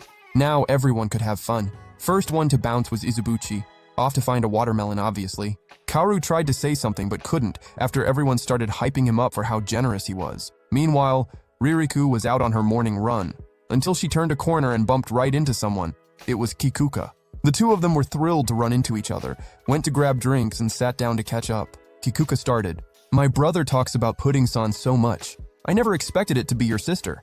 Ririku didn't even bother correcting Poemu's name. Pudding was honestly kind of perfect. The 2 of them made plans to hang out again and explore together since they were both on break. Ririku asked for Kikuka's contact, but she didn't even have a cell phone. She could give out her home number though. And just like that, without Tugo or Poemu having any idea, their little sisters had gotten pretty close. Back at the beach, 3 noticeably older guys were trying to get the girls to come play with them, because it's more fun with girls, right? They shut it down immediately and told the guys to get lost. But the guys kept pushing, until Tugo stepped in, saying they couldn't force the girls to do anything. Tugo alone didn't exactly strike fear into anyone, like, 0. But the delinquent-looking dude and the absolute tank standing next to him were a completely different story. The guys bounced real quick. Kaoru shouted over to Tugo saying he respected how Tugo stayed in disciplinary monitor mode even on vacation. Motoko was all huddled up, thanking Izubuchi. He put his hand on her head and told her to stop being such a scatterbrain. She always ended up in situations like this. Today was definitely the day Motoko was going all in with Tugo. Golden opportunity. And on top of that, her one shot at getting a photo of Izubuchi without his shirt on. Seiichi was peacefully reading his books when 2 girls came up and asked why on earth someone would read at the beach. So Seiichi revealed a secret. He was descended from vampires and would vanish if he exposed himself to sunlight. That's why he stayed hidden in the shade. The girls laughed at the story and invited Seiichi to hang out at a beach shack, but then he dropped his book. His true form as a complete and total nerd was revealed. The girls ran for their lives. Poemu, Rui, and Motoko were ready to get in the water when Izubuchi stopped them. No jumping in without stretching first. Way too dangerous. Then Kaoru showed up with a pile of sunscreen and actually bragged about it, saying that should really be the health monitor's job. The 2 of them started going back and forth right there in front of everyone. Nadeshiko cut through all of it and asked Kaoru for a little help with the sunscreen, but he was completely heartless about it. Even if they were childhood friends, how does someone ignore a girl that pretty in a swimsuit? Kaoru said they were childhood rivals, that he didn't think Nadeshiko was pretty at all, and that she had the face of a steamed bun. The girls didn't get it. A steamed bun? Was Kaoru blind? Nadeshiko cleared it up by pulling out an old photo.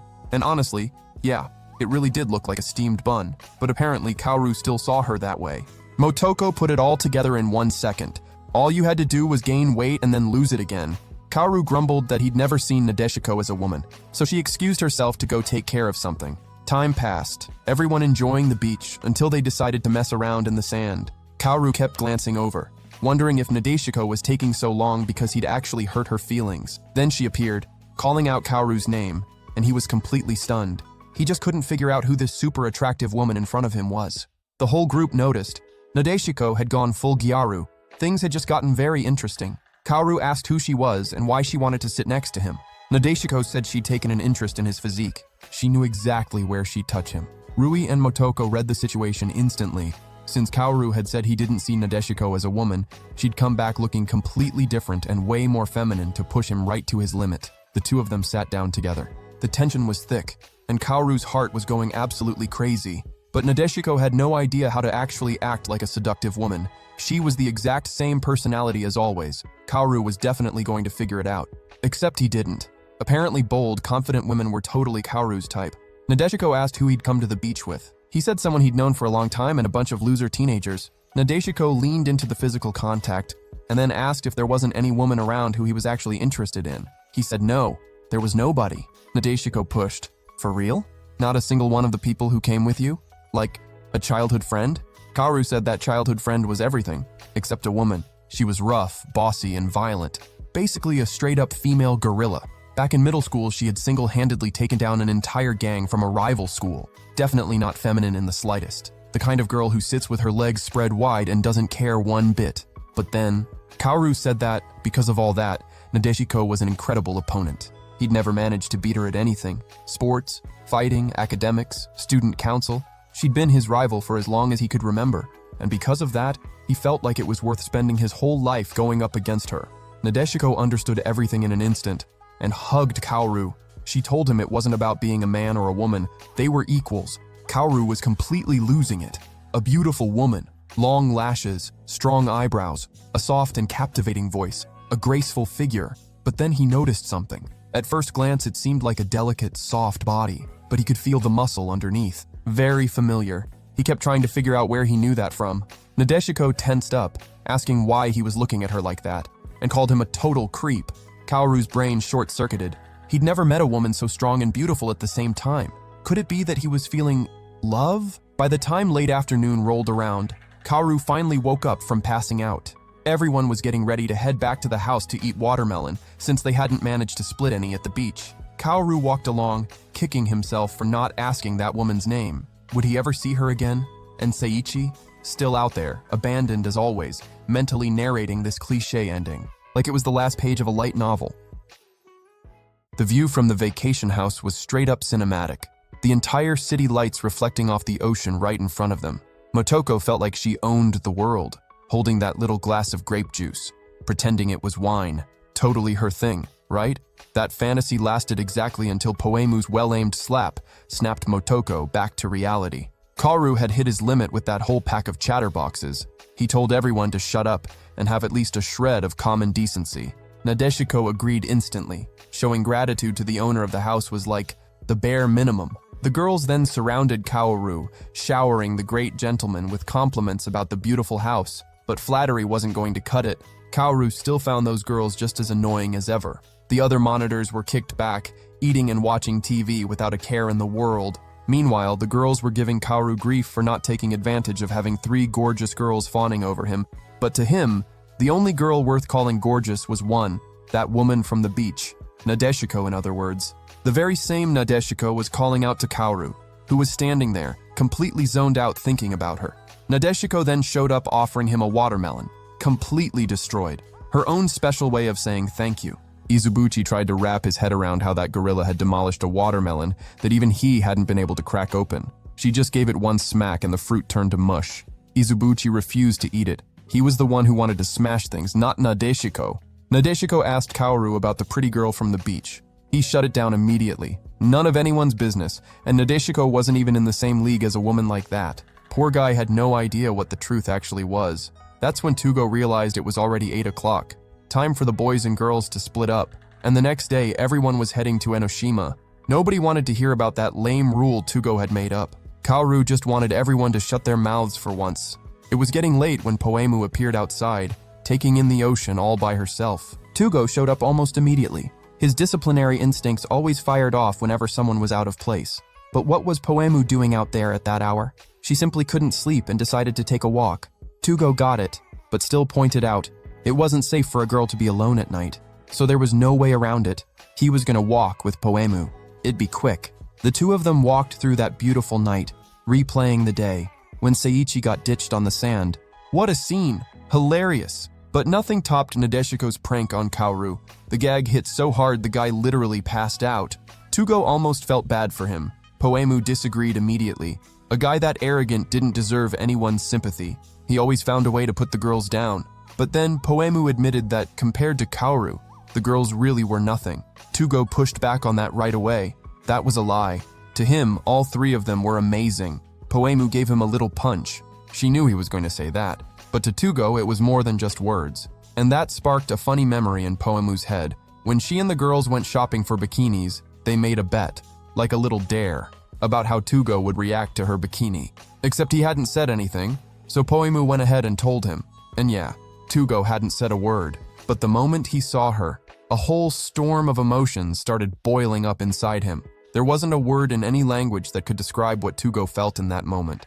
Poemu gave him another little punch, then stepped back, turned around with a small smile, and called Tugo a dork.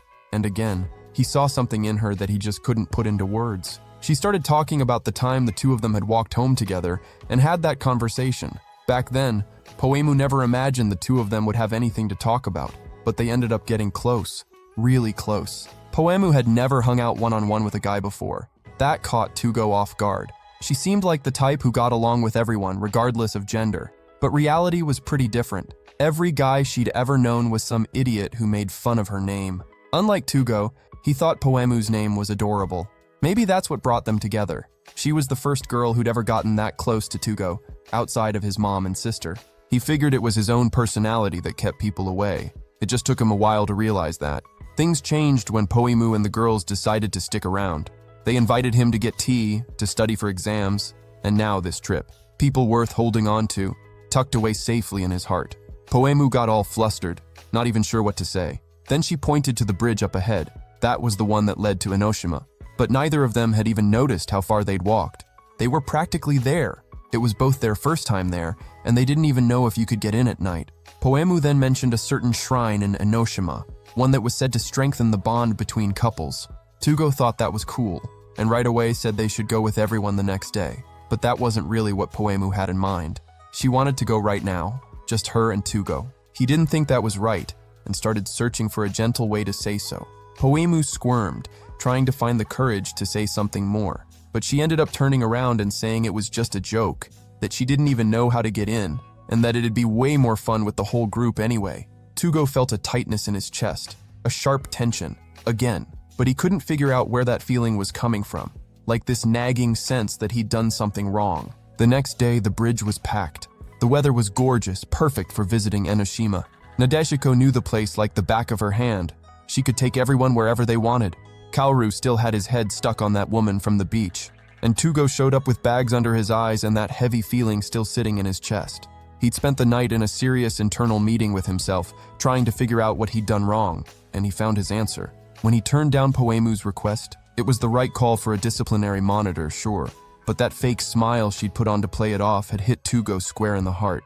The pain was like a watermelon getting smashed, and he kept asking himself how he'd completely failed to understand what Poemu was feeling. I mean, she was just sad about not getting to visit the shrine first. That was obvious. That was the grand conclusion reached at the internal Tugo summit. He went up to Poemu to apologize about the night before. She elbowed him and told him to drop that embarrassing subject. It was nothing, forget about it. Izubuchi showed up right after, commenting on Tugo's wrecked face, looking like he hadn't slept at all. Tugo explained that he spent the whole night thinking about stuff, so sleep never came. Izubuchi pointed out that something like that could mess with his health, so Tugo went off to pull himself together. Meanwhile, the girls were having a blast browsing through all the little shops. Cute snacks, weird snacks, and birds stealing food right out of Seiichi's hands without a shred of remorse. And then, finally, they reached the shrine, where 3 sister goddesses were enshrined, drawing luck, health, love, and so much more.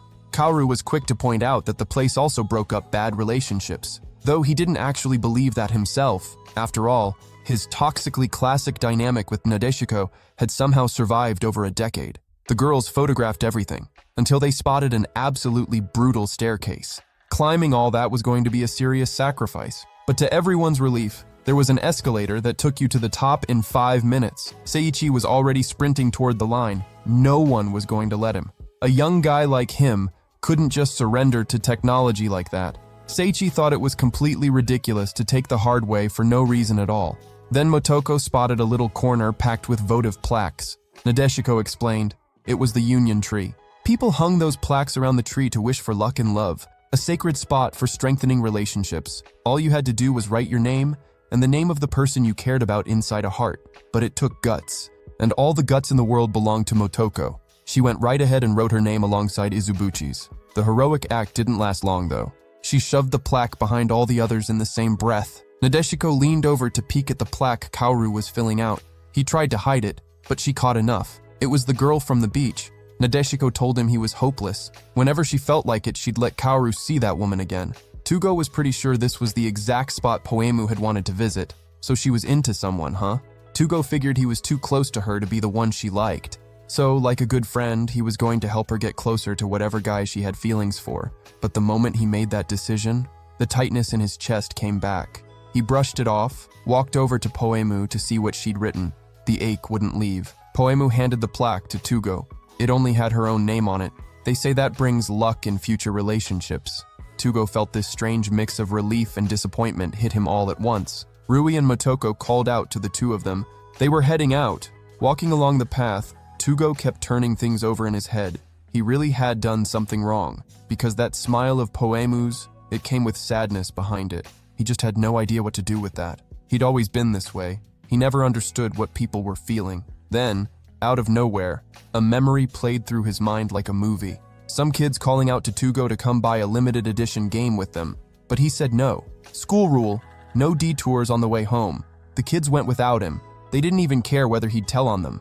Tugo snapped back to reality. Poemu explained that since Seichi was completely done walking, they'd stopped at a diner, and the moment Tugo finished eating, he crashed, like full-on passed out. She offered him a little water. Poemu hadn't slept great either. But anyway, the whole group had gone to check out a cave, and the two of them could wait there or go catch up. Tugo started telling her about the dream he'd just had, when he turned down going with his friends, and that moment brought back the look on his friend's face, and his chest ached. Poemu was leaning in close, trying to follow along. She jumped when Tugo suddenly spoke up. But all of it was to say one thing. What he'd actually wanted was to go with them. And that's when Tugo made up his mind. He was going back to the shrine with Poemu, because when he never told his friend what he actually wanted, the two of them drifted apart, and he didn't want that to happen with her. So he just came out and said it. Last night he had wanted to go to the shrine too, just the two of them. Poemu turned completely red, hiding her flushed face behind her hands. The two of them looked at each other and smiled. Tugo went to grab a plaque, and then asked Poemu what she thought about writing her name alongside his. Poemu practically choked. She said absolutely not. It wasn't like they were dating or anything, but that didn't mean she didn't want that. Tugo wasn't sure if this was the right moment to say what he was feeling. Poemu told him to just say it already, so he did, all at once. He was in love with her. The moment Tugo confessed his feelings to Poemu, her reaction was no reaction at all, and somehow even she couldn't believe it. Poemu is at home. It's super early when she gets up, and her mom's already in the kitchen making breakfast, pointing out that her daughter has been waking up earlier ever since she got back from the trip. 3 days have gone by since she came home, which means 3 days have gone by since Tugo's confession. Poemu genuinely cannot wrap her head around how she hasn't heard a single word from Tugo in all that time.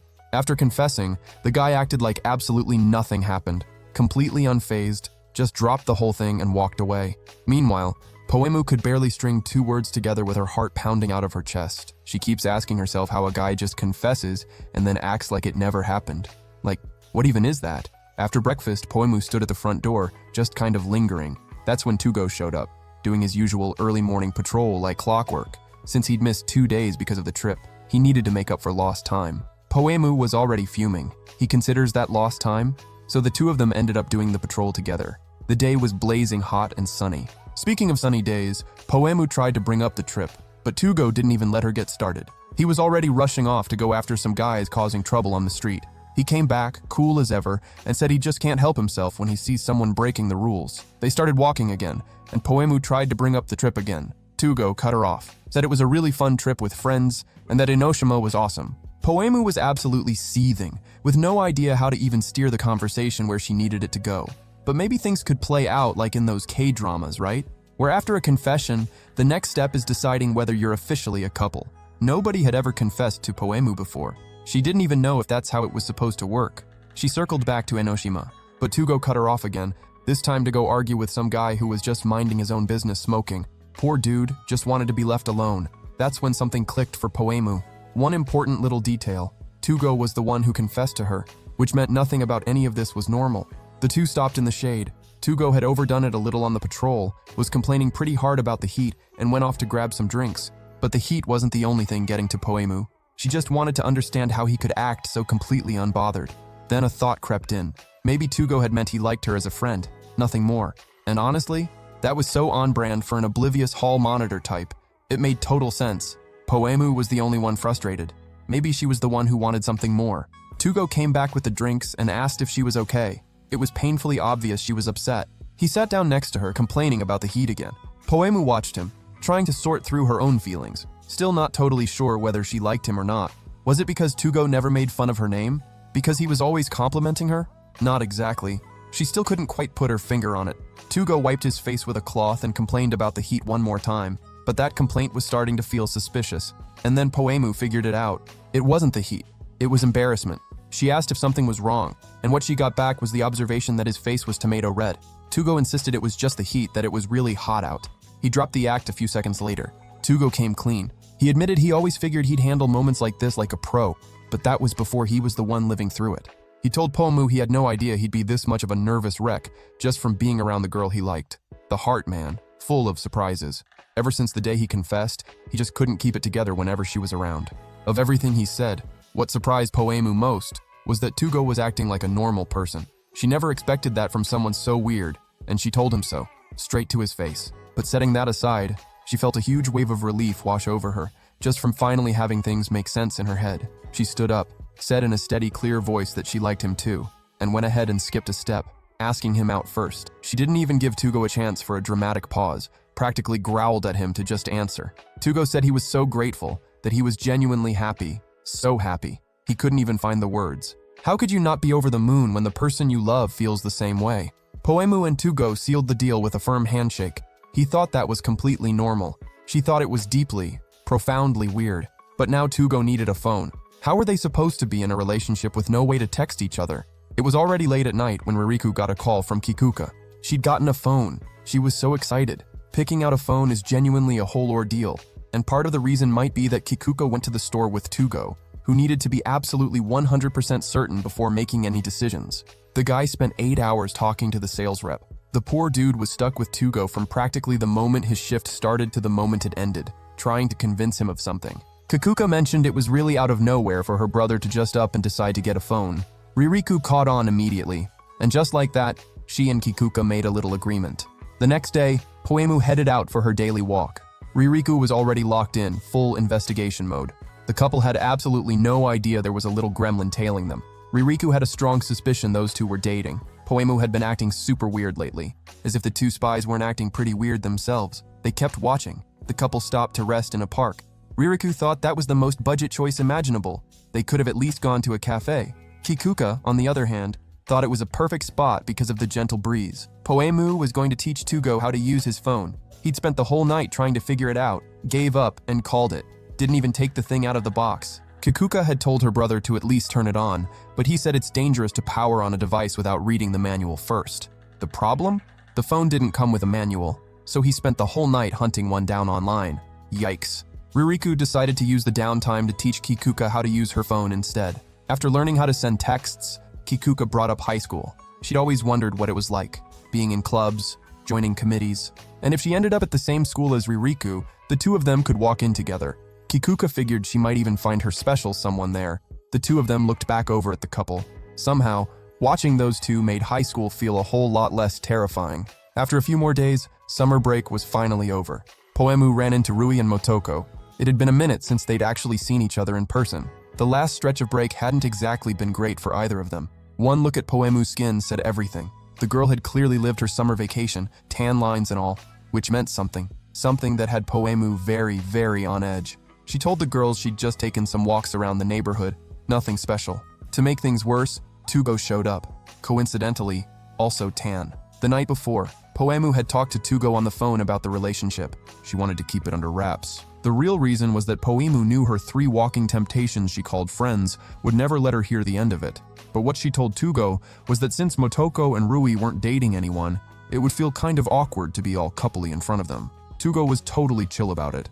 Actually thought it was really sweet of Poemu to be considerate of her friends. At school, she prayed he could hold it together.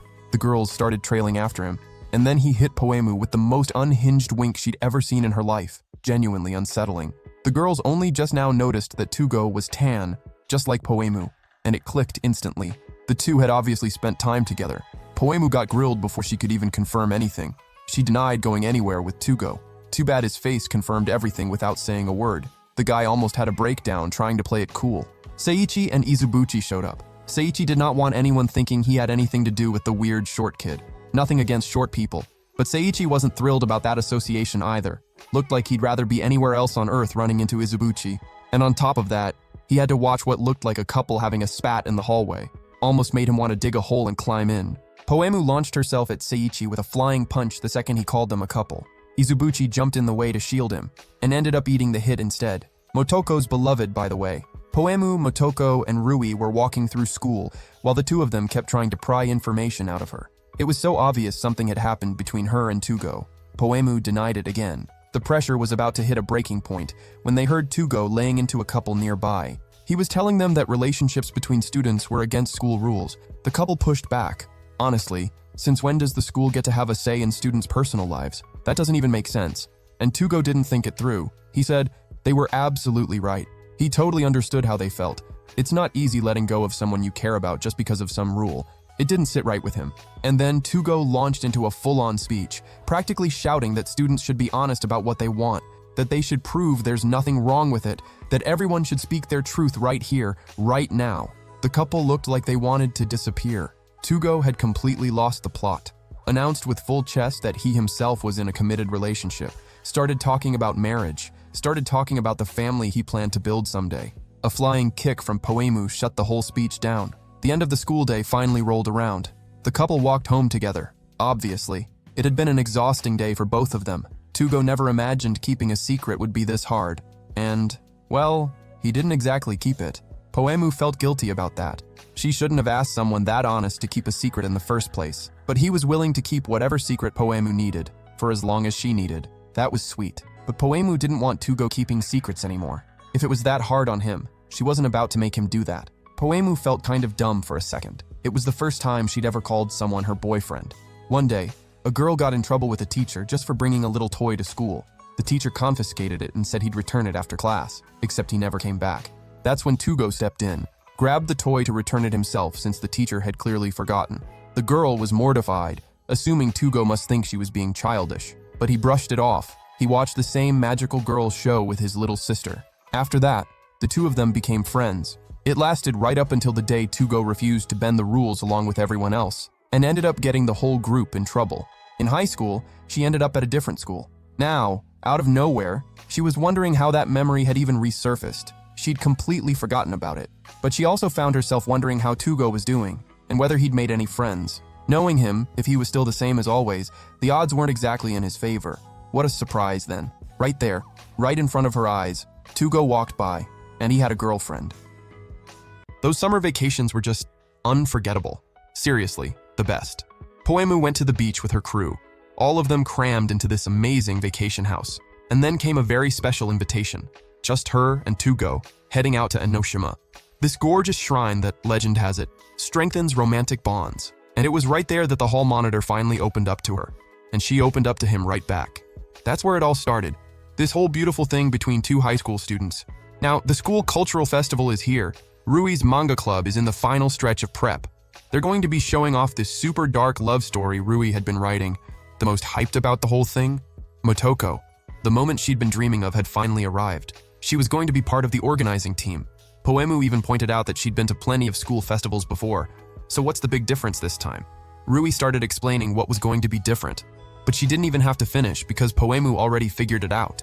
Since the festival's happening at their school, there's definitely going to be a hall monitor on the festival committee. Let's just hope it's not another total weirdo. That was exactly the moment Motoko dropped the act. No more reason to hide. She was the hall monitor on the organizing committee. She revealed herself right there, in the middle of the class meeting, fully decked out in her lab coat. That lab coat said everything. Rui already had a bad feeling about this. Motoko is completely unhinged. She could totally use her monitor privileges to do whatever she wants at the festival. Anyway, time to decide on the class activity. Motoko promised everyone there would be romantic, unforgettable moments for all. A bunch of people raised their hands with ideas. Haunted house, cafe, escape room. Someone even threw out Maid Cafe. But Motoko ignored every single one of them and told everyone to zip it, calling the students amateurs. People were outraged. Excuse me, amateurs? But she didn't care. Motoko spent all of middle school going to cultural festivals, studying every single one of them. And she came to one conclusion. A school festival is the single best opportunity to kickstart a real high school romance. The number of couples that get together during this time of year is insane. And then she revealed her big idea. Prom dance party. The reaction? One student asked what a prom even was. Another said they'd seen it in a movie. So Rui broke it down for everyone. It's the biggest event of the school year at American high schools. Guys ask girls to dance and then everyone votes for prom king and queen. The students immediately started complaining, like asking someone to a dance? That's way too much. But Motoko was already one step ahead. At this event, both guys and girls would be making invitations. Cards would be handed out to everyone. Each card would have a description of a person. And during the festival, the goal is to find someone who matches those characteristics. That person becomes your dance partner, brought together by fate. They dance together, radiating love. And the cherry on top, the couple crowned prom king and queen would win an incredible prize. And if you're already into someone, just look for a card that matches that person's characteristics. Obviously, Motoko already had her plan to snag the delinquent. She asked Poemu for her honest opinion, and Poemu gave it straight. It seems really hard to pull all of this off with just one class. If there aren't enough people, the whole thing falls apart. And where are they even getting this incredible prize? That's when the door swung wide open. Nadeshiko walked in and made an entrance. She'd been listening the whole time. She started off by saying she loved the idea of the dance because the past year's festivals had been way too boring. This proposal was creative, different, perfect for the main event. Motoko could count on the student council to make cards with each partner's characteristics for every student in the school. On top of that, bringing in professional dancers to get the party going would be amazing, and the student council would handle the big prize for the prom king and queen. At the end of the day, Poemu and Tugo were walking home together, catching up. She told him everything about Motoko's idea, that it was going to be the main event. She said that even though it sounded like a lot of work, Motoko was super fired up about it, and that she and Rui were going to help however they could. It'll be fine. Tugo immediately cheered Poemu on, saying she was such a thoughtful friend. Then he mentioned that holding hands while dancing, the hugs, stuff like that was definitely going to make hearts race. Poemu stopped to think about that. She'd grabbed Tugo's hand before, thrown punches at him, even kicks, but actually holding hands for real. That had never happened. Would he consider that an improper relationship in his head? But it should be fine if it's part of the festival, right? Tugo noticed she'd completely zoned out in her own thoughts and snapped her out of it, asking if she was okay. Poemu played dumb and asked what his class was doing for the festival. Well, they were doing a book cafe, and the girls in his class were losing their minds over the idea of seeing Seiichi working as a butler. Poemu thought that was hilarious, but then she pictured Tugo as a butler too. Yeah, no. He had to patrol the school. That was the bare minimum a disciplinary hall monitor had to do. That made Poemu's heart sink a little. That meant Tugo wouldn't have any free time, but she figured she should relax about it. He said he'd find a way to spend time with her. The two of them were going to walk around the festival together, and Tugo was so genuinely excited about it. It was the first time he was doing something like this, and with someone he actually liked on top of it. Poemu completely melted. That was too adorable. Meanwhile, Kaoru was on the phone, frustrated because they still hadn't found that girl from the beach. And the poor guy had prepared the most elaborate romantic gesture just for her. He tried to calm himself down, told himself he was just chasing after a crush, and decided to let it go. As vice president of the student council, it didn't make any sense to get caught up like that, even if he did find her. If love is something this painful and sad, Kaoru doesn't need it. He said goodbye to that feeling to the soft sound of his own violin. The next day, Kaoru found out that Nadeshiko had approved the whole prom dance party thing. He was not happy about it. A dance? That was basically a breeding ground for improper relationships. He wasn't going to let this slide. Meanwhile, the girls were trying to convince Izubuchi to help with organizing the dance.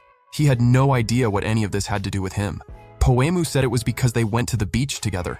Motoko said please, and Rui said she'd help once she finished writing her manga. But what did any of that have to do with Izubuchi?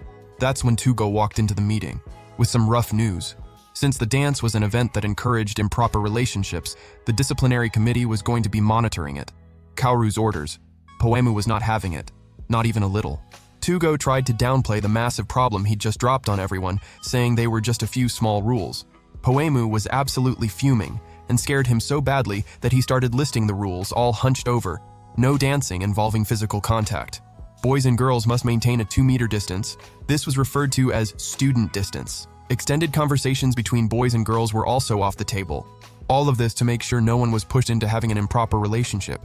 And the dance wasn't going to be held in the gym. It would be in a smaller room. All 3 of them thought it was completely ridiculous. Poemu cut straight to the point. She asked Tugo directly what he personally considered an improper relationship. She said this was way too strict, that love couldn't possibly bloom under those conditions. Tugo just remembered Kaoru yelling at the disciplinary committee. Everyone's goal was to prevent improper relationships from happening.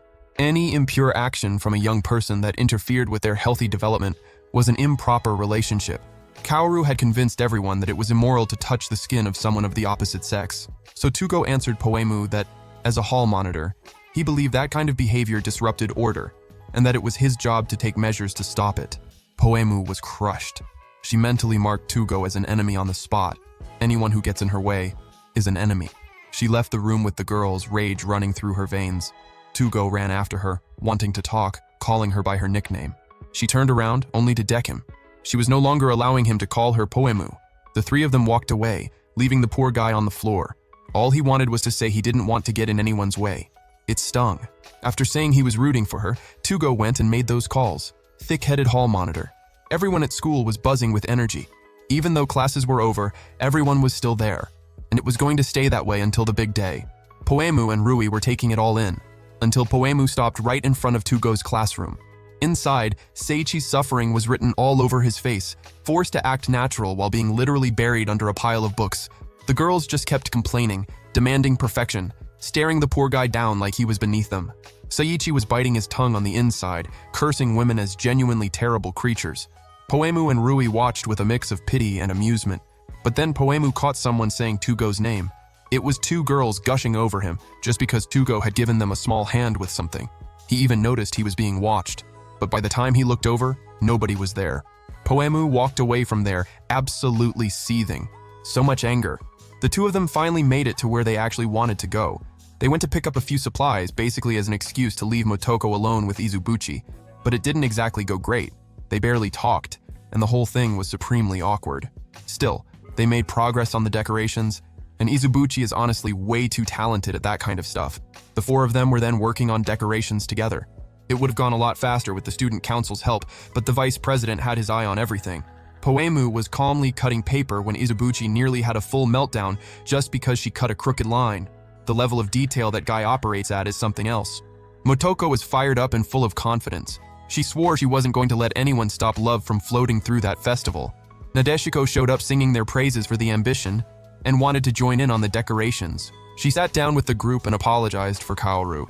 He was pouring everything into making this the best festival possible. It was going to be his and Nadeshiko's last assignment as student council members. As president, Nadeshiko could simply override Kaoru's rules, but she wanted this festival to make him happy, if at all possible. So she promised she'd talk him around. She just needed the girls to trust her. And then the girls came at her. It really seemed like she cared way too much about Kaoru, and she confirmed it. She genuinely didn't dislike him, but it seemed like Kaoru didn't see her as a potential romantic partner. No shot there.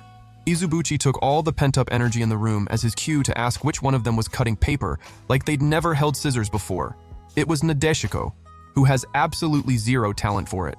Poemu remembered that Nadeshiko and Izubuchi had known each other for a while, ever since she dismantled his delinquent crew, and it was because of that he turned things around and became an incredible health committee monitor. Izubuchi stood up and told Nadeshiko to zip it, but he couldn't deny that he genuinely got his butt handed to him, so he decided to tell the girls the whole story. This goes back 3 years, back when there was nothing in this world that scared Izubuchi. His delinquent crew was hanging out at a bar when one of them came in saying they'd been jumped by students from another school, another gang. They went to tell Izubuchi, and things quickly escalated into a full-on brawl with those guys.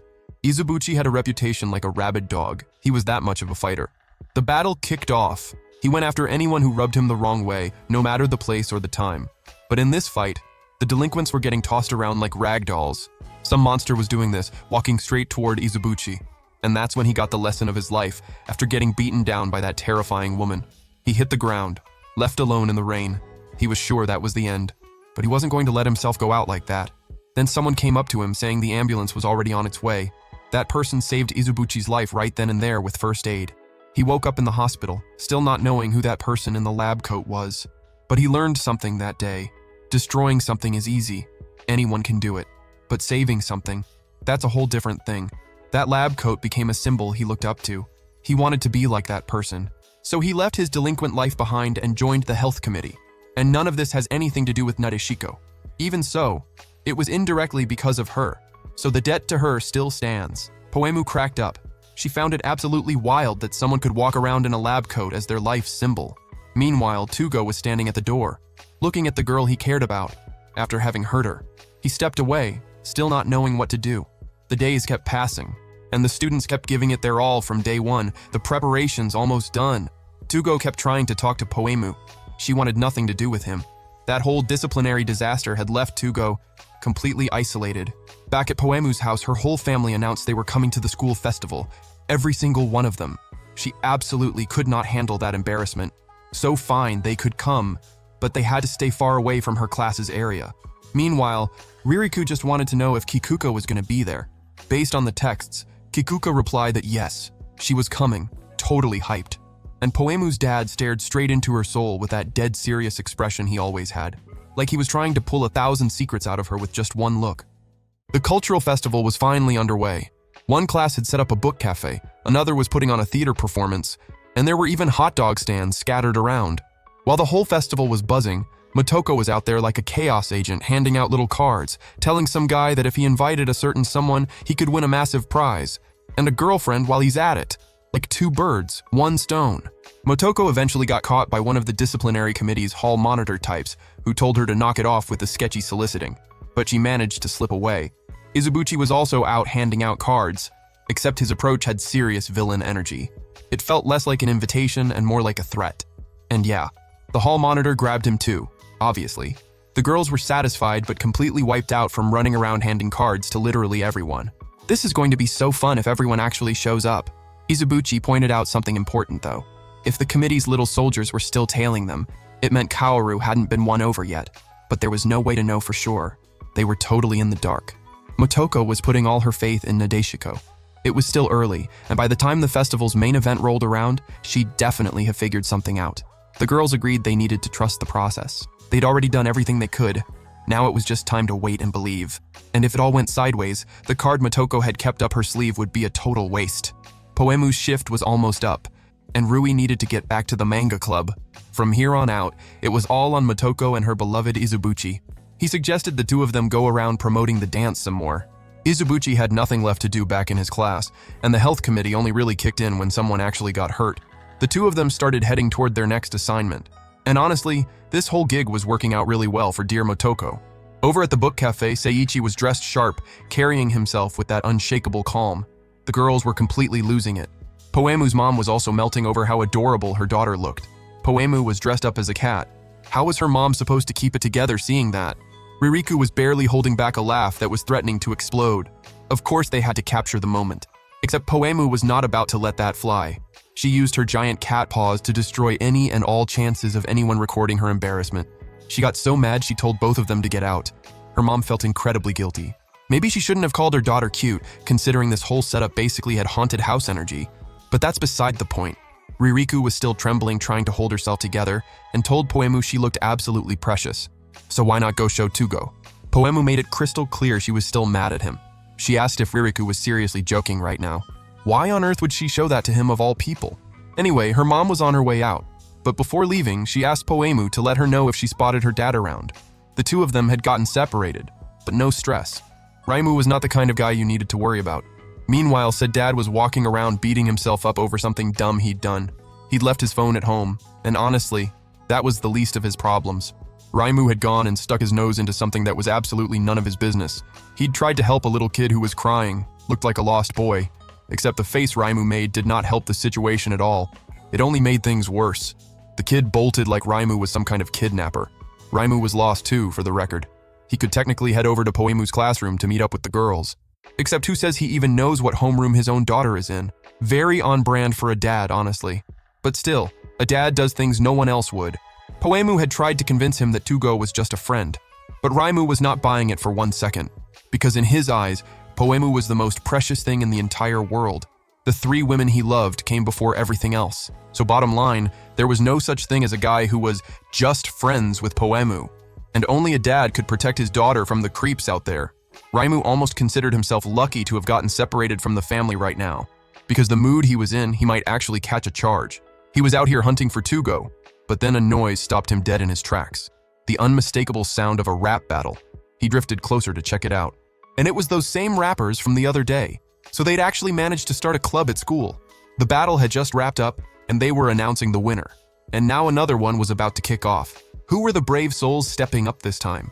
The rapper inside Raimu started clawing its way to the surface, but he had to hold it down with everything he had. His mission was to find Tugo and set him straight. Plus, an older dude like him would totally kill the vibe. At least that's what he told himself. That's when some guy walked up complaining, saying he'd only come over because of the noise. He called the whole thing lowbrow. Said a school had no business allowing something like this. And that guy? That was Sakura Daimon. Raimu's blood immediately started boiling. He walked right up to the guy who'd said that mess. Sakura Daimon said he was just sharing his opinion as a parent of a student here. Raimu could even see where he was coming from. Everyone's entitled to an opinion. But there's a time and a place. And there were kids listening. The students, naturally, loved watching 2 dads go at it. Who knows? Maybe this could turn into its own rap battle. The MC offered both of them the mic, and Raimu grabbed it without hesitation. But he also borrowed something else from one of the students. A cap, to complete the fit. The stage was set. Raimu called Sakura Daimon up to see for himself whether rap battles were as lowbrow as he'd claimed. 2 rounds, and the battle was on. Raimu went first, and he absolutely went off. The crowd erupted. Then it was Sakura Daimon's turn, and you could tell the man could actually rap. He held his own. Raimu fired back with another insane verse, even worked Sakura Daimon's family into the bars. Rap is the feeling that comes straight from the heart, in rhyme. Was Sakura Daimon really still calling this a joke? He came back with more bars, but this time he hit a nerve. He said Raimu couldn't even look his own kids in the eye, let alone have a real conversation with them. The students couldn't believe Raimu was that kind of guy. After all, he understood rap so deeply. But by the time anyone looked up, Raimu was already there, shattered, crying. He admitted to Sakura Daimon that he was right. Even just saying a simple hey to his own daughter felt like climbing a mountain. Raimu dropped the battle mentality entirely. He said the job of a parent was to listen to their kids, not to push, not to force. Their feelings mattered, and instead of this pointless clash between dads, they should be out there cheering their kids on. Sakura Daimon admitted he'd actually forgotten how to talk to his own son. That wasn't the kind of father he wanted to be. So all that was left was to thank Raimu for reminding him. It was hard to admit, even a little embarrassing. But Sakura Daimon confessed that his son's grades were awful, and he couldn't keep pretending he didn't see it. The students were floored. Even a super smart guy's kid could struggle in school. One of them finally opened up. I get it. My parents graduated from great colleges. I know I'm letting them down and I just feel guilty all the time. Sakura Daimon and Raimu wrapped things up on good terms. They apologized for going at each other. They both realized they were feeling the exact same things as dads. So from here on out, they were going to give it their best together. The crowd went absolutely wild over how wholesome it all was. That was the real win. They even wanted to take a group photo with everyone. Sakura Daimon stood there scrolling his phone until Kikuka showed up, saying she'd been looking everywhere for him. Now the 2 of them were heading over to Tugo's classroom. Before leaving, Sakura Daimon thought about how he'd never forget this day. Raimu and the rap club had reminded him of something huge. Nothing but gratitude. The shift change finally came. Poemu was free, except now she had no idea where to go. She thought about texting Kotoko, but if Kotoko was alone with Izubuchi, interrupting would be a bad move. So Poemu tried reaching Rui, who was probably with the manga club. Then a wave of embarrassment hit Poemu, as she realized she'd been talking out loud to herself for no reason. The poor girl was so used to always having someone by her side. So now what? Poemu thought about Tugo. He'd said he'd walk around the festival with her. She'd already been bracing herself for him to bail on that promise. Meanwhile, Izubuchi was walking alongside Motoko through the school, holding a sign while she shouted about the dance starting at 4:30. Motoko was handing out cards left and right, trying to convince everyone that this was a once-in-a-lifetime shot at finding a relationship. She was already exhausted. She'd been promoting this thing like crazy, but at the same time, she was so happy to be walking next to Izubuchi. The problem was that Motoko couldn't keep a conversation going to save her life, and it only made the anxiety worse when he started looking bored. Motoko just wanted the others to come back already. But all that drama got shelved the second she spotted the little lost boy. Of course she went over to help. The kid said he couldn't find his mom, and that some huge, scary-looking guy had tried to talk to him. So Motoko grabbed his hand and headed toward the PA system to make an announcement. Except she didn't even need to. His mom appeared at that exact moment, completely relieved. Meanwhile, some guys nearby were trash-talking the dance right behind Motoko's back, saying the whole idea felt super forced, and whoever came up with it had to be lonely. Izubuchi stepped up immediately to confront them, told them to say it to his face. Except, yeah, they suddenly couldn't find their voices. Before those guys lost more than their confidence, Motoko grabbed Izubuchi and held on for dear life. She tried to calm him down. People talk trash, it happens. And even she, the one who came up with the idea, knew it could come across as forced. But that was okay. If even just one person got excited about it, if it gave someone the courage to finally say how they felt, then the whole thing would be worth it. Izubuchi got it. Now Motoko just needed to let go of him. Poemu had gone looking for Tugo, but it looked like he was still tied up with committee stuff. It had been almost a week since they last talked. It was going to be awkward when they finally ran into each other.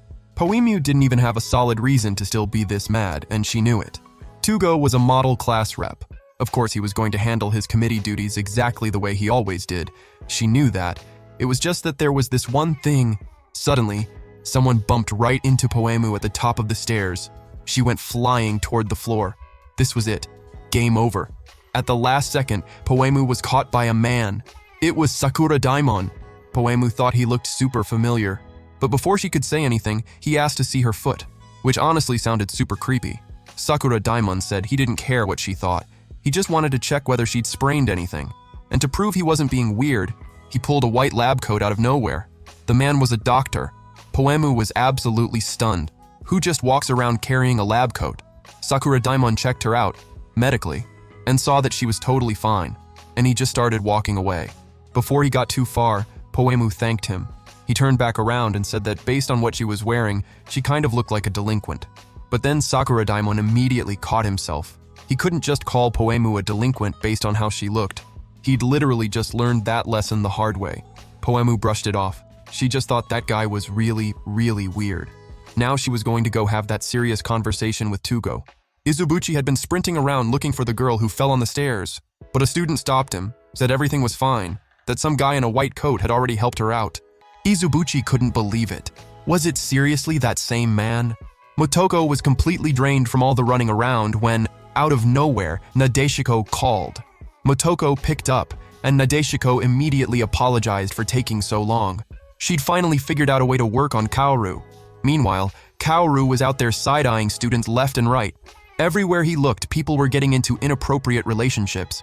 But all that rage just evaporated the moment Kaoru caught a glimpse of the goddess he'd been searching for, except when he went after her, she vanished. Then, out of nowhere, two hands covered Kaoru's eyes. Nadeshiko asked if he was looking for someone. His whole world lit up in an instant. His heart nearly launched out of his chest. The two of them went to talk, and Kaoru told her he'd been looking for her everywhere. He never imagined she'd be a student at this school. Nadeshiko looked at him and said she was so happy she found him. Kaoru got all flustered and immediately decided he had a shot with her. They introduced themselves, and Nadeshiko nearly slipped up with her real name, Yamato Nadeshiko, but caught herself and said her name was Yamada Hanako. Poemu, from somewhere across the space-time continuum, broke through reality just to announce that that was a terrible name. Kaoru, on the other hand, found it deeply moving. Hanako asked if they could walk around the festival together. Kaoru, who had a personal vendetta against inappropriate relationships, immediately turned her down, sadly. But then Hanako hit him with the look, the face that couldn't be refused. And just like that, Kaoru had no choice. The two of them went everywhere. The cafe, food stalls, the rap battle, you name it. They even stopped to check out the manga club's work. What an incredible story. Even if it was pretty tropey, Hanako was genuinely moved. Wild. Seiichi was reading it too. And he was actually shook. Whoever made this had put together something really good. Even though BL wasn't really his thing, he could not put it down. He looked for the author's name, and it said it was written by a first-year student named Rujunen, and it clicked for Seiichi instantly. Rui was Rujunen.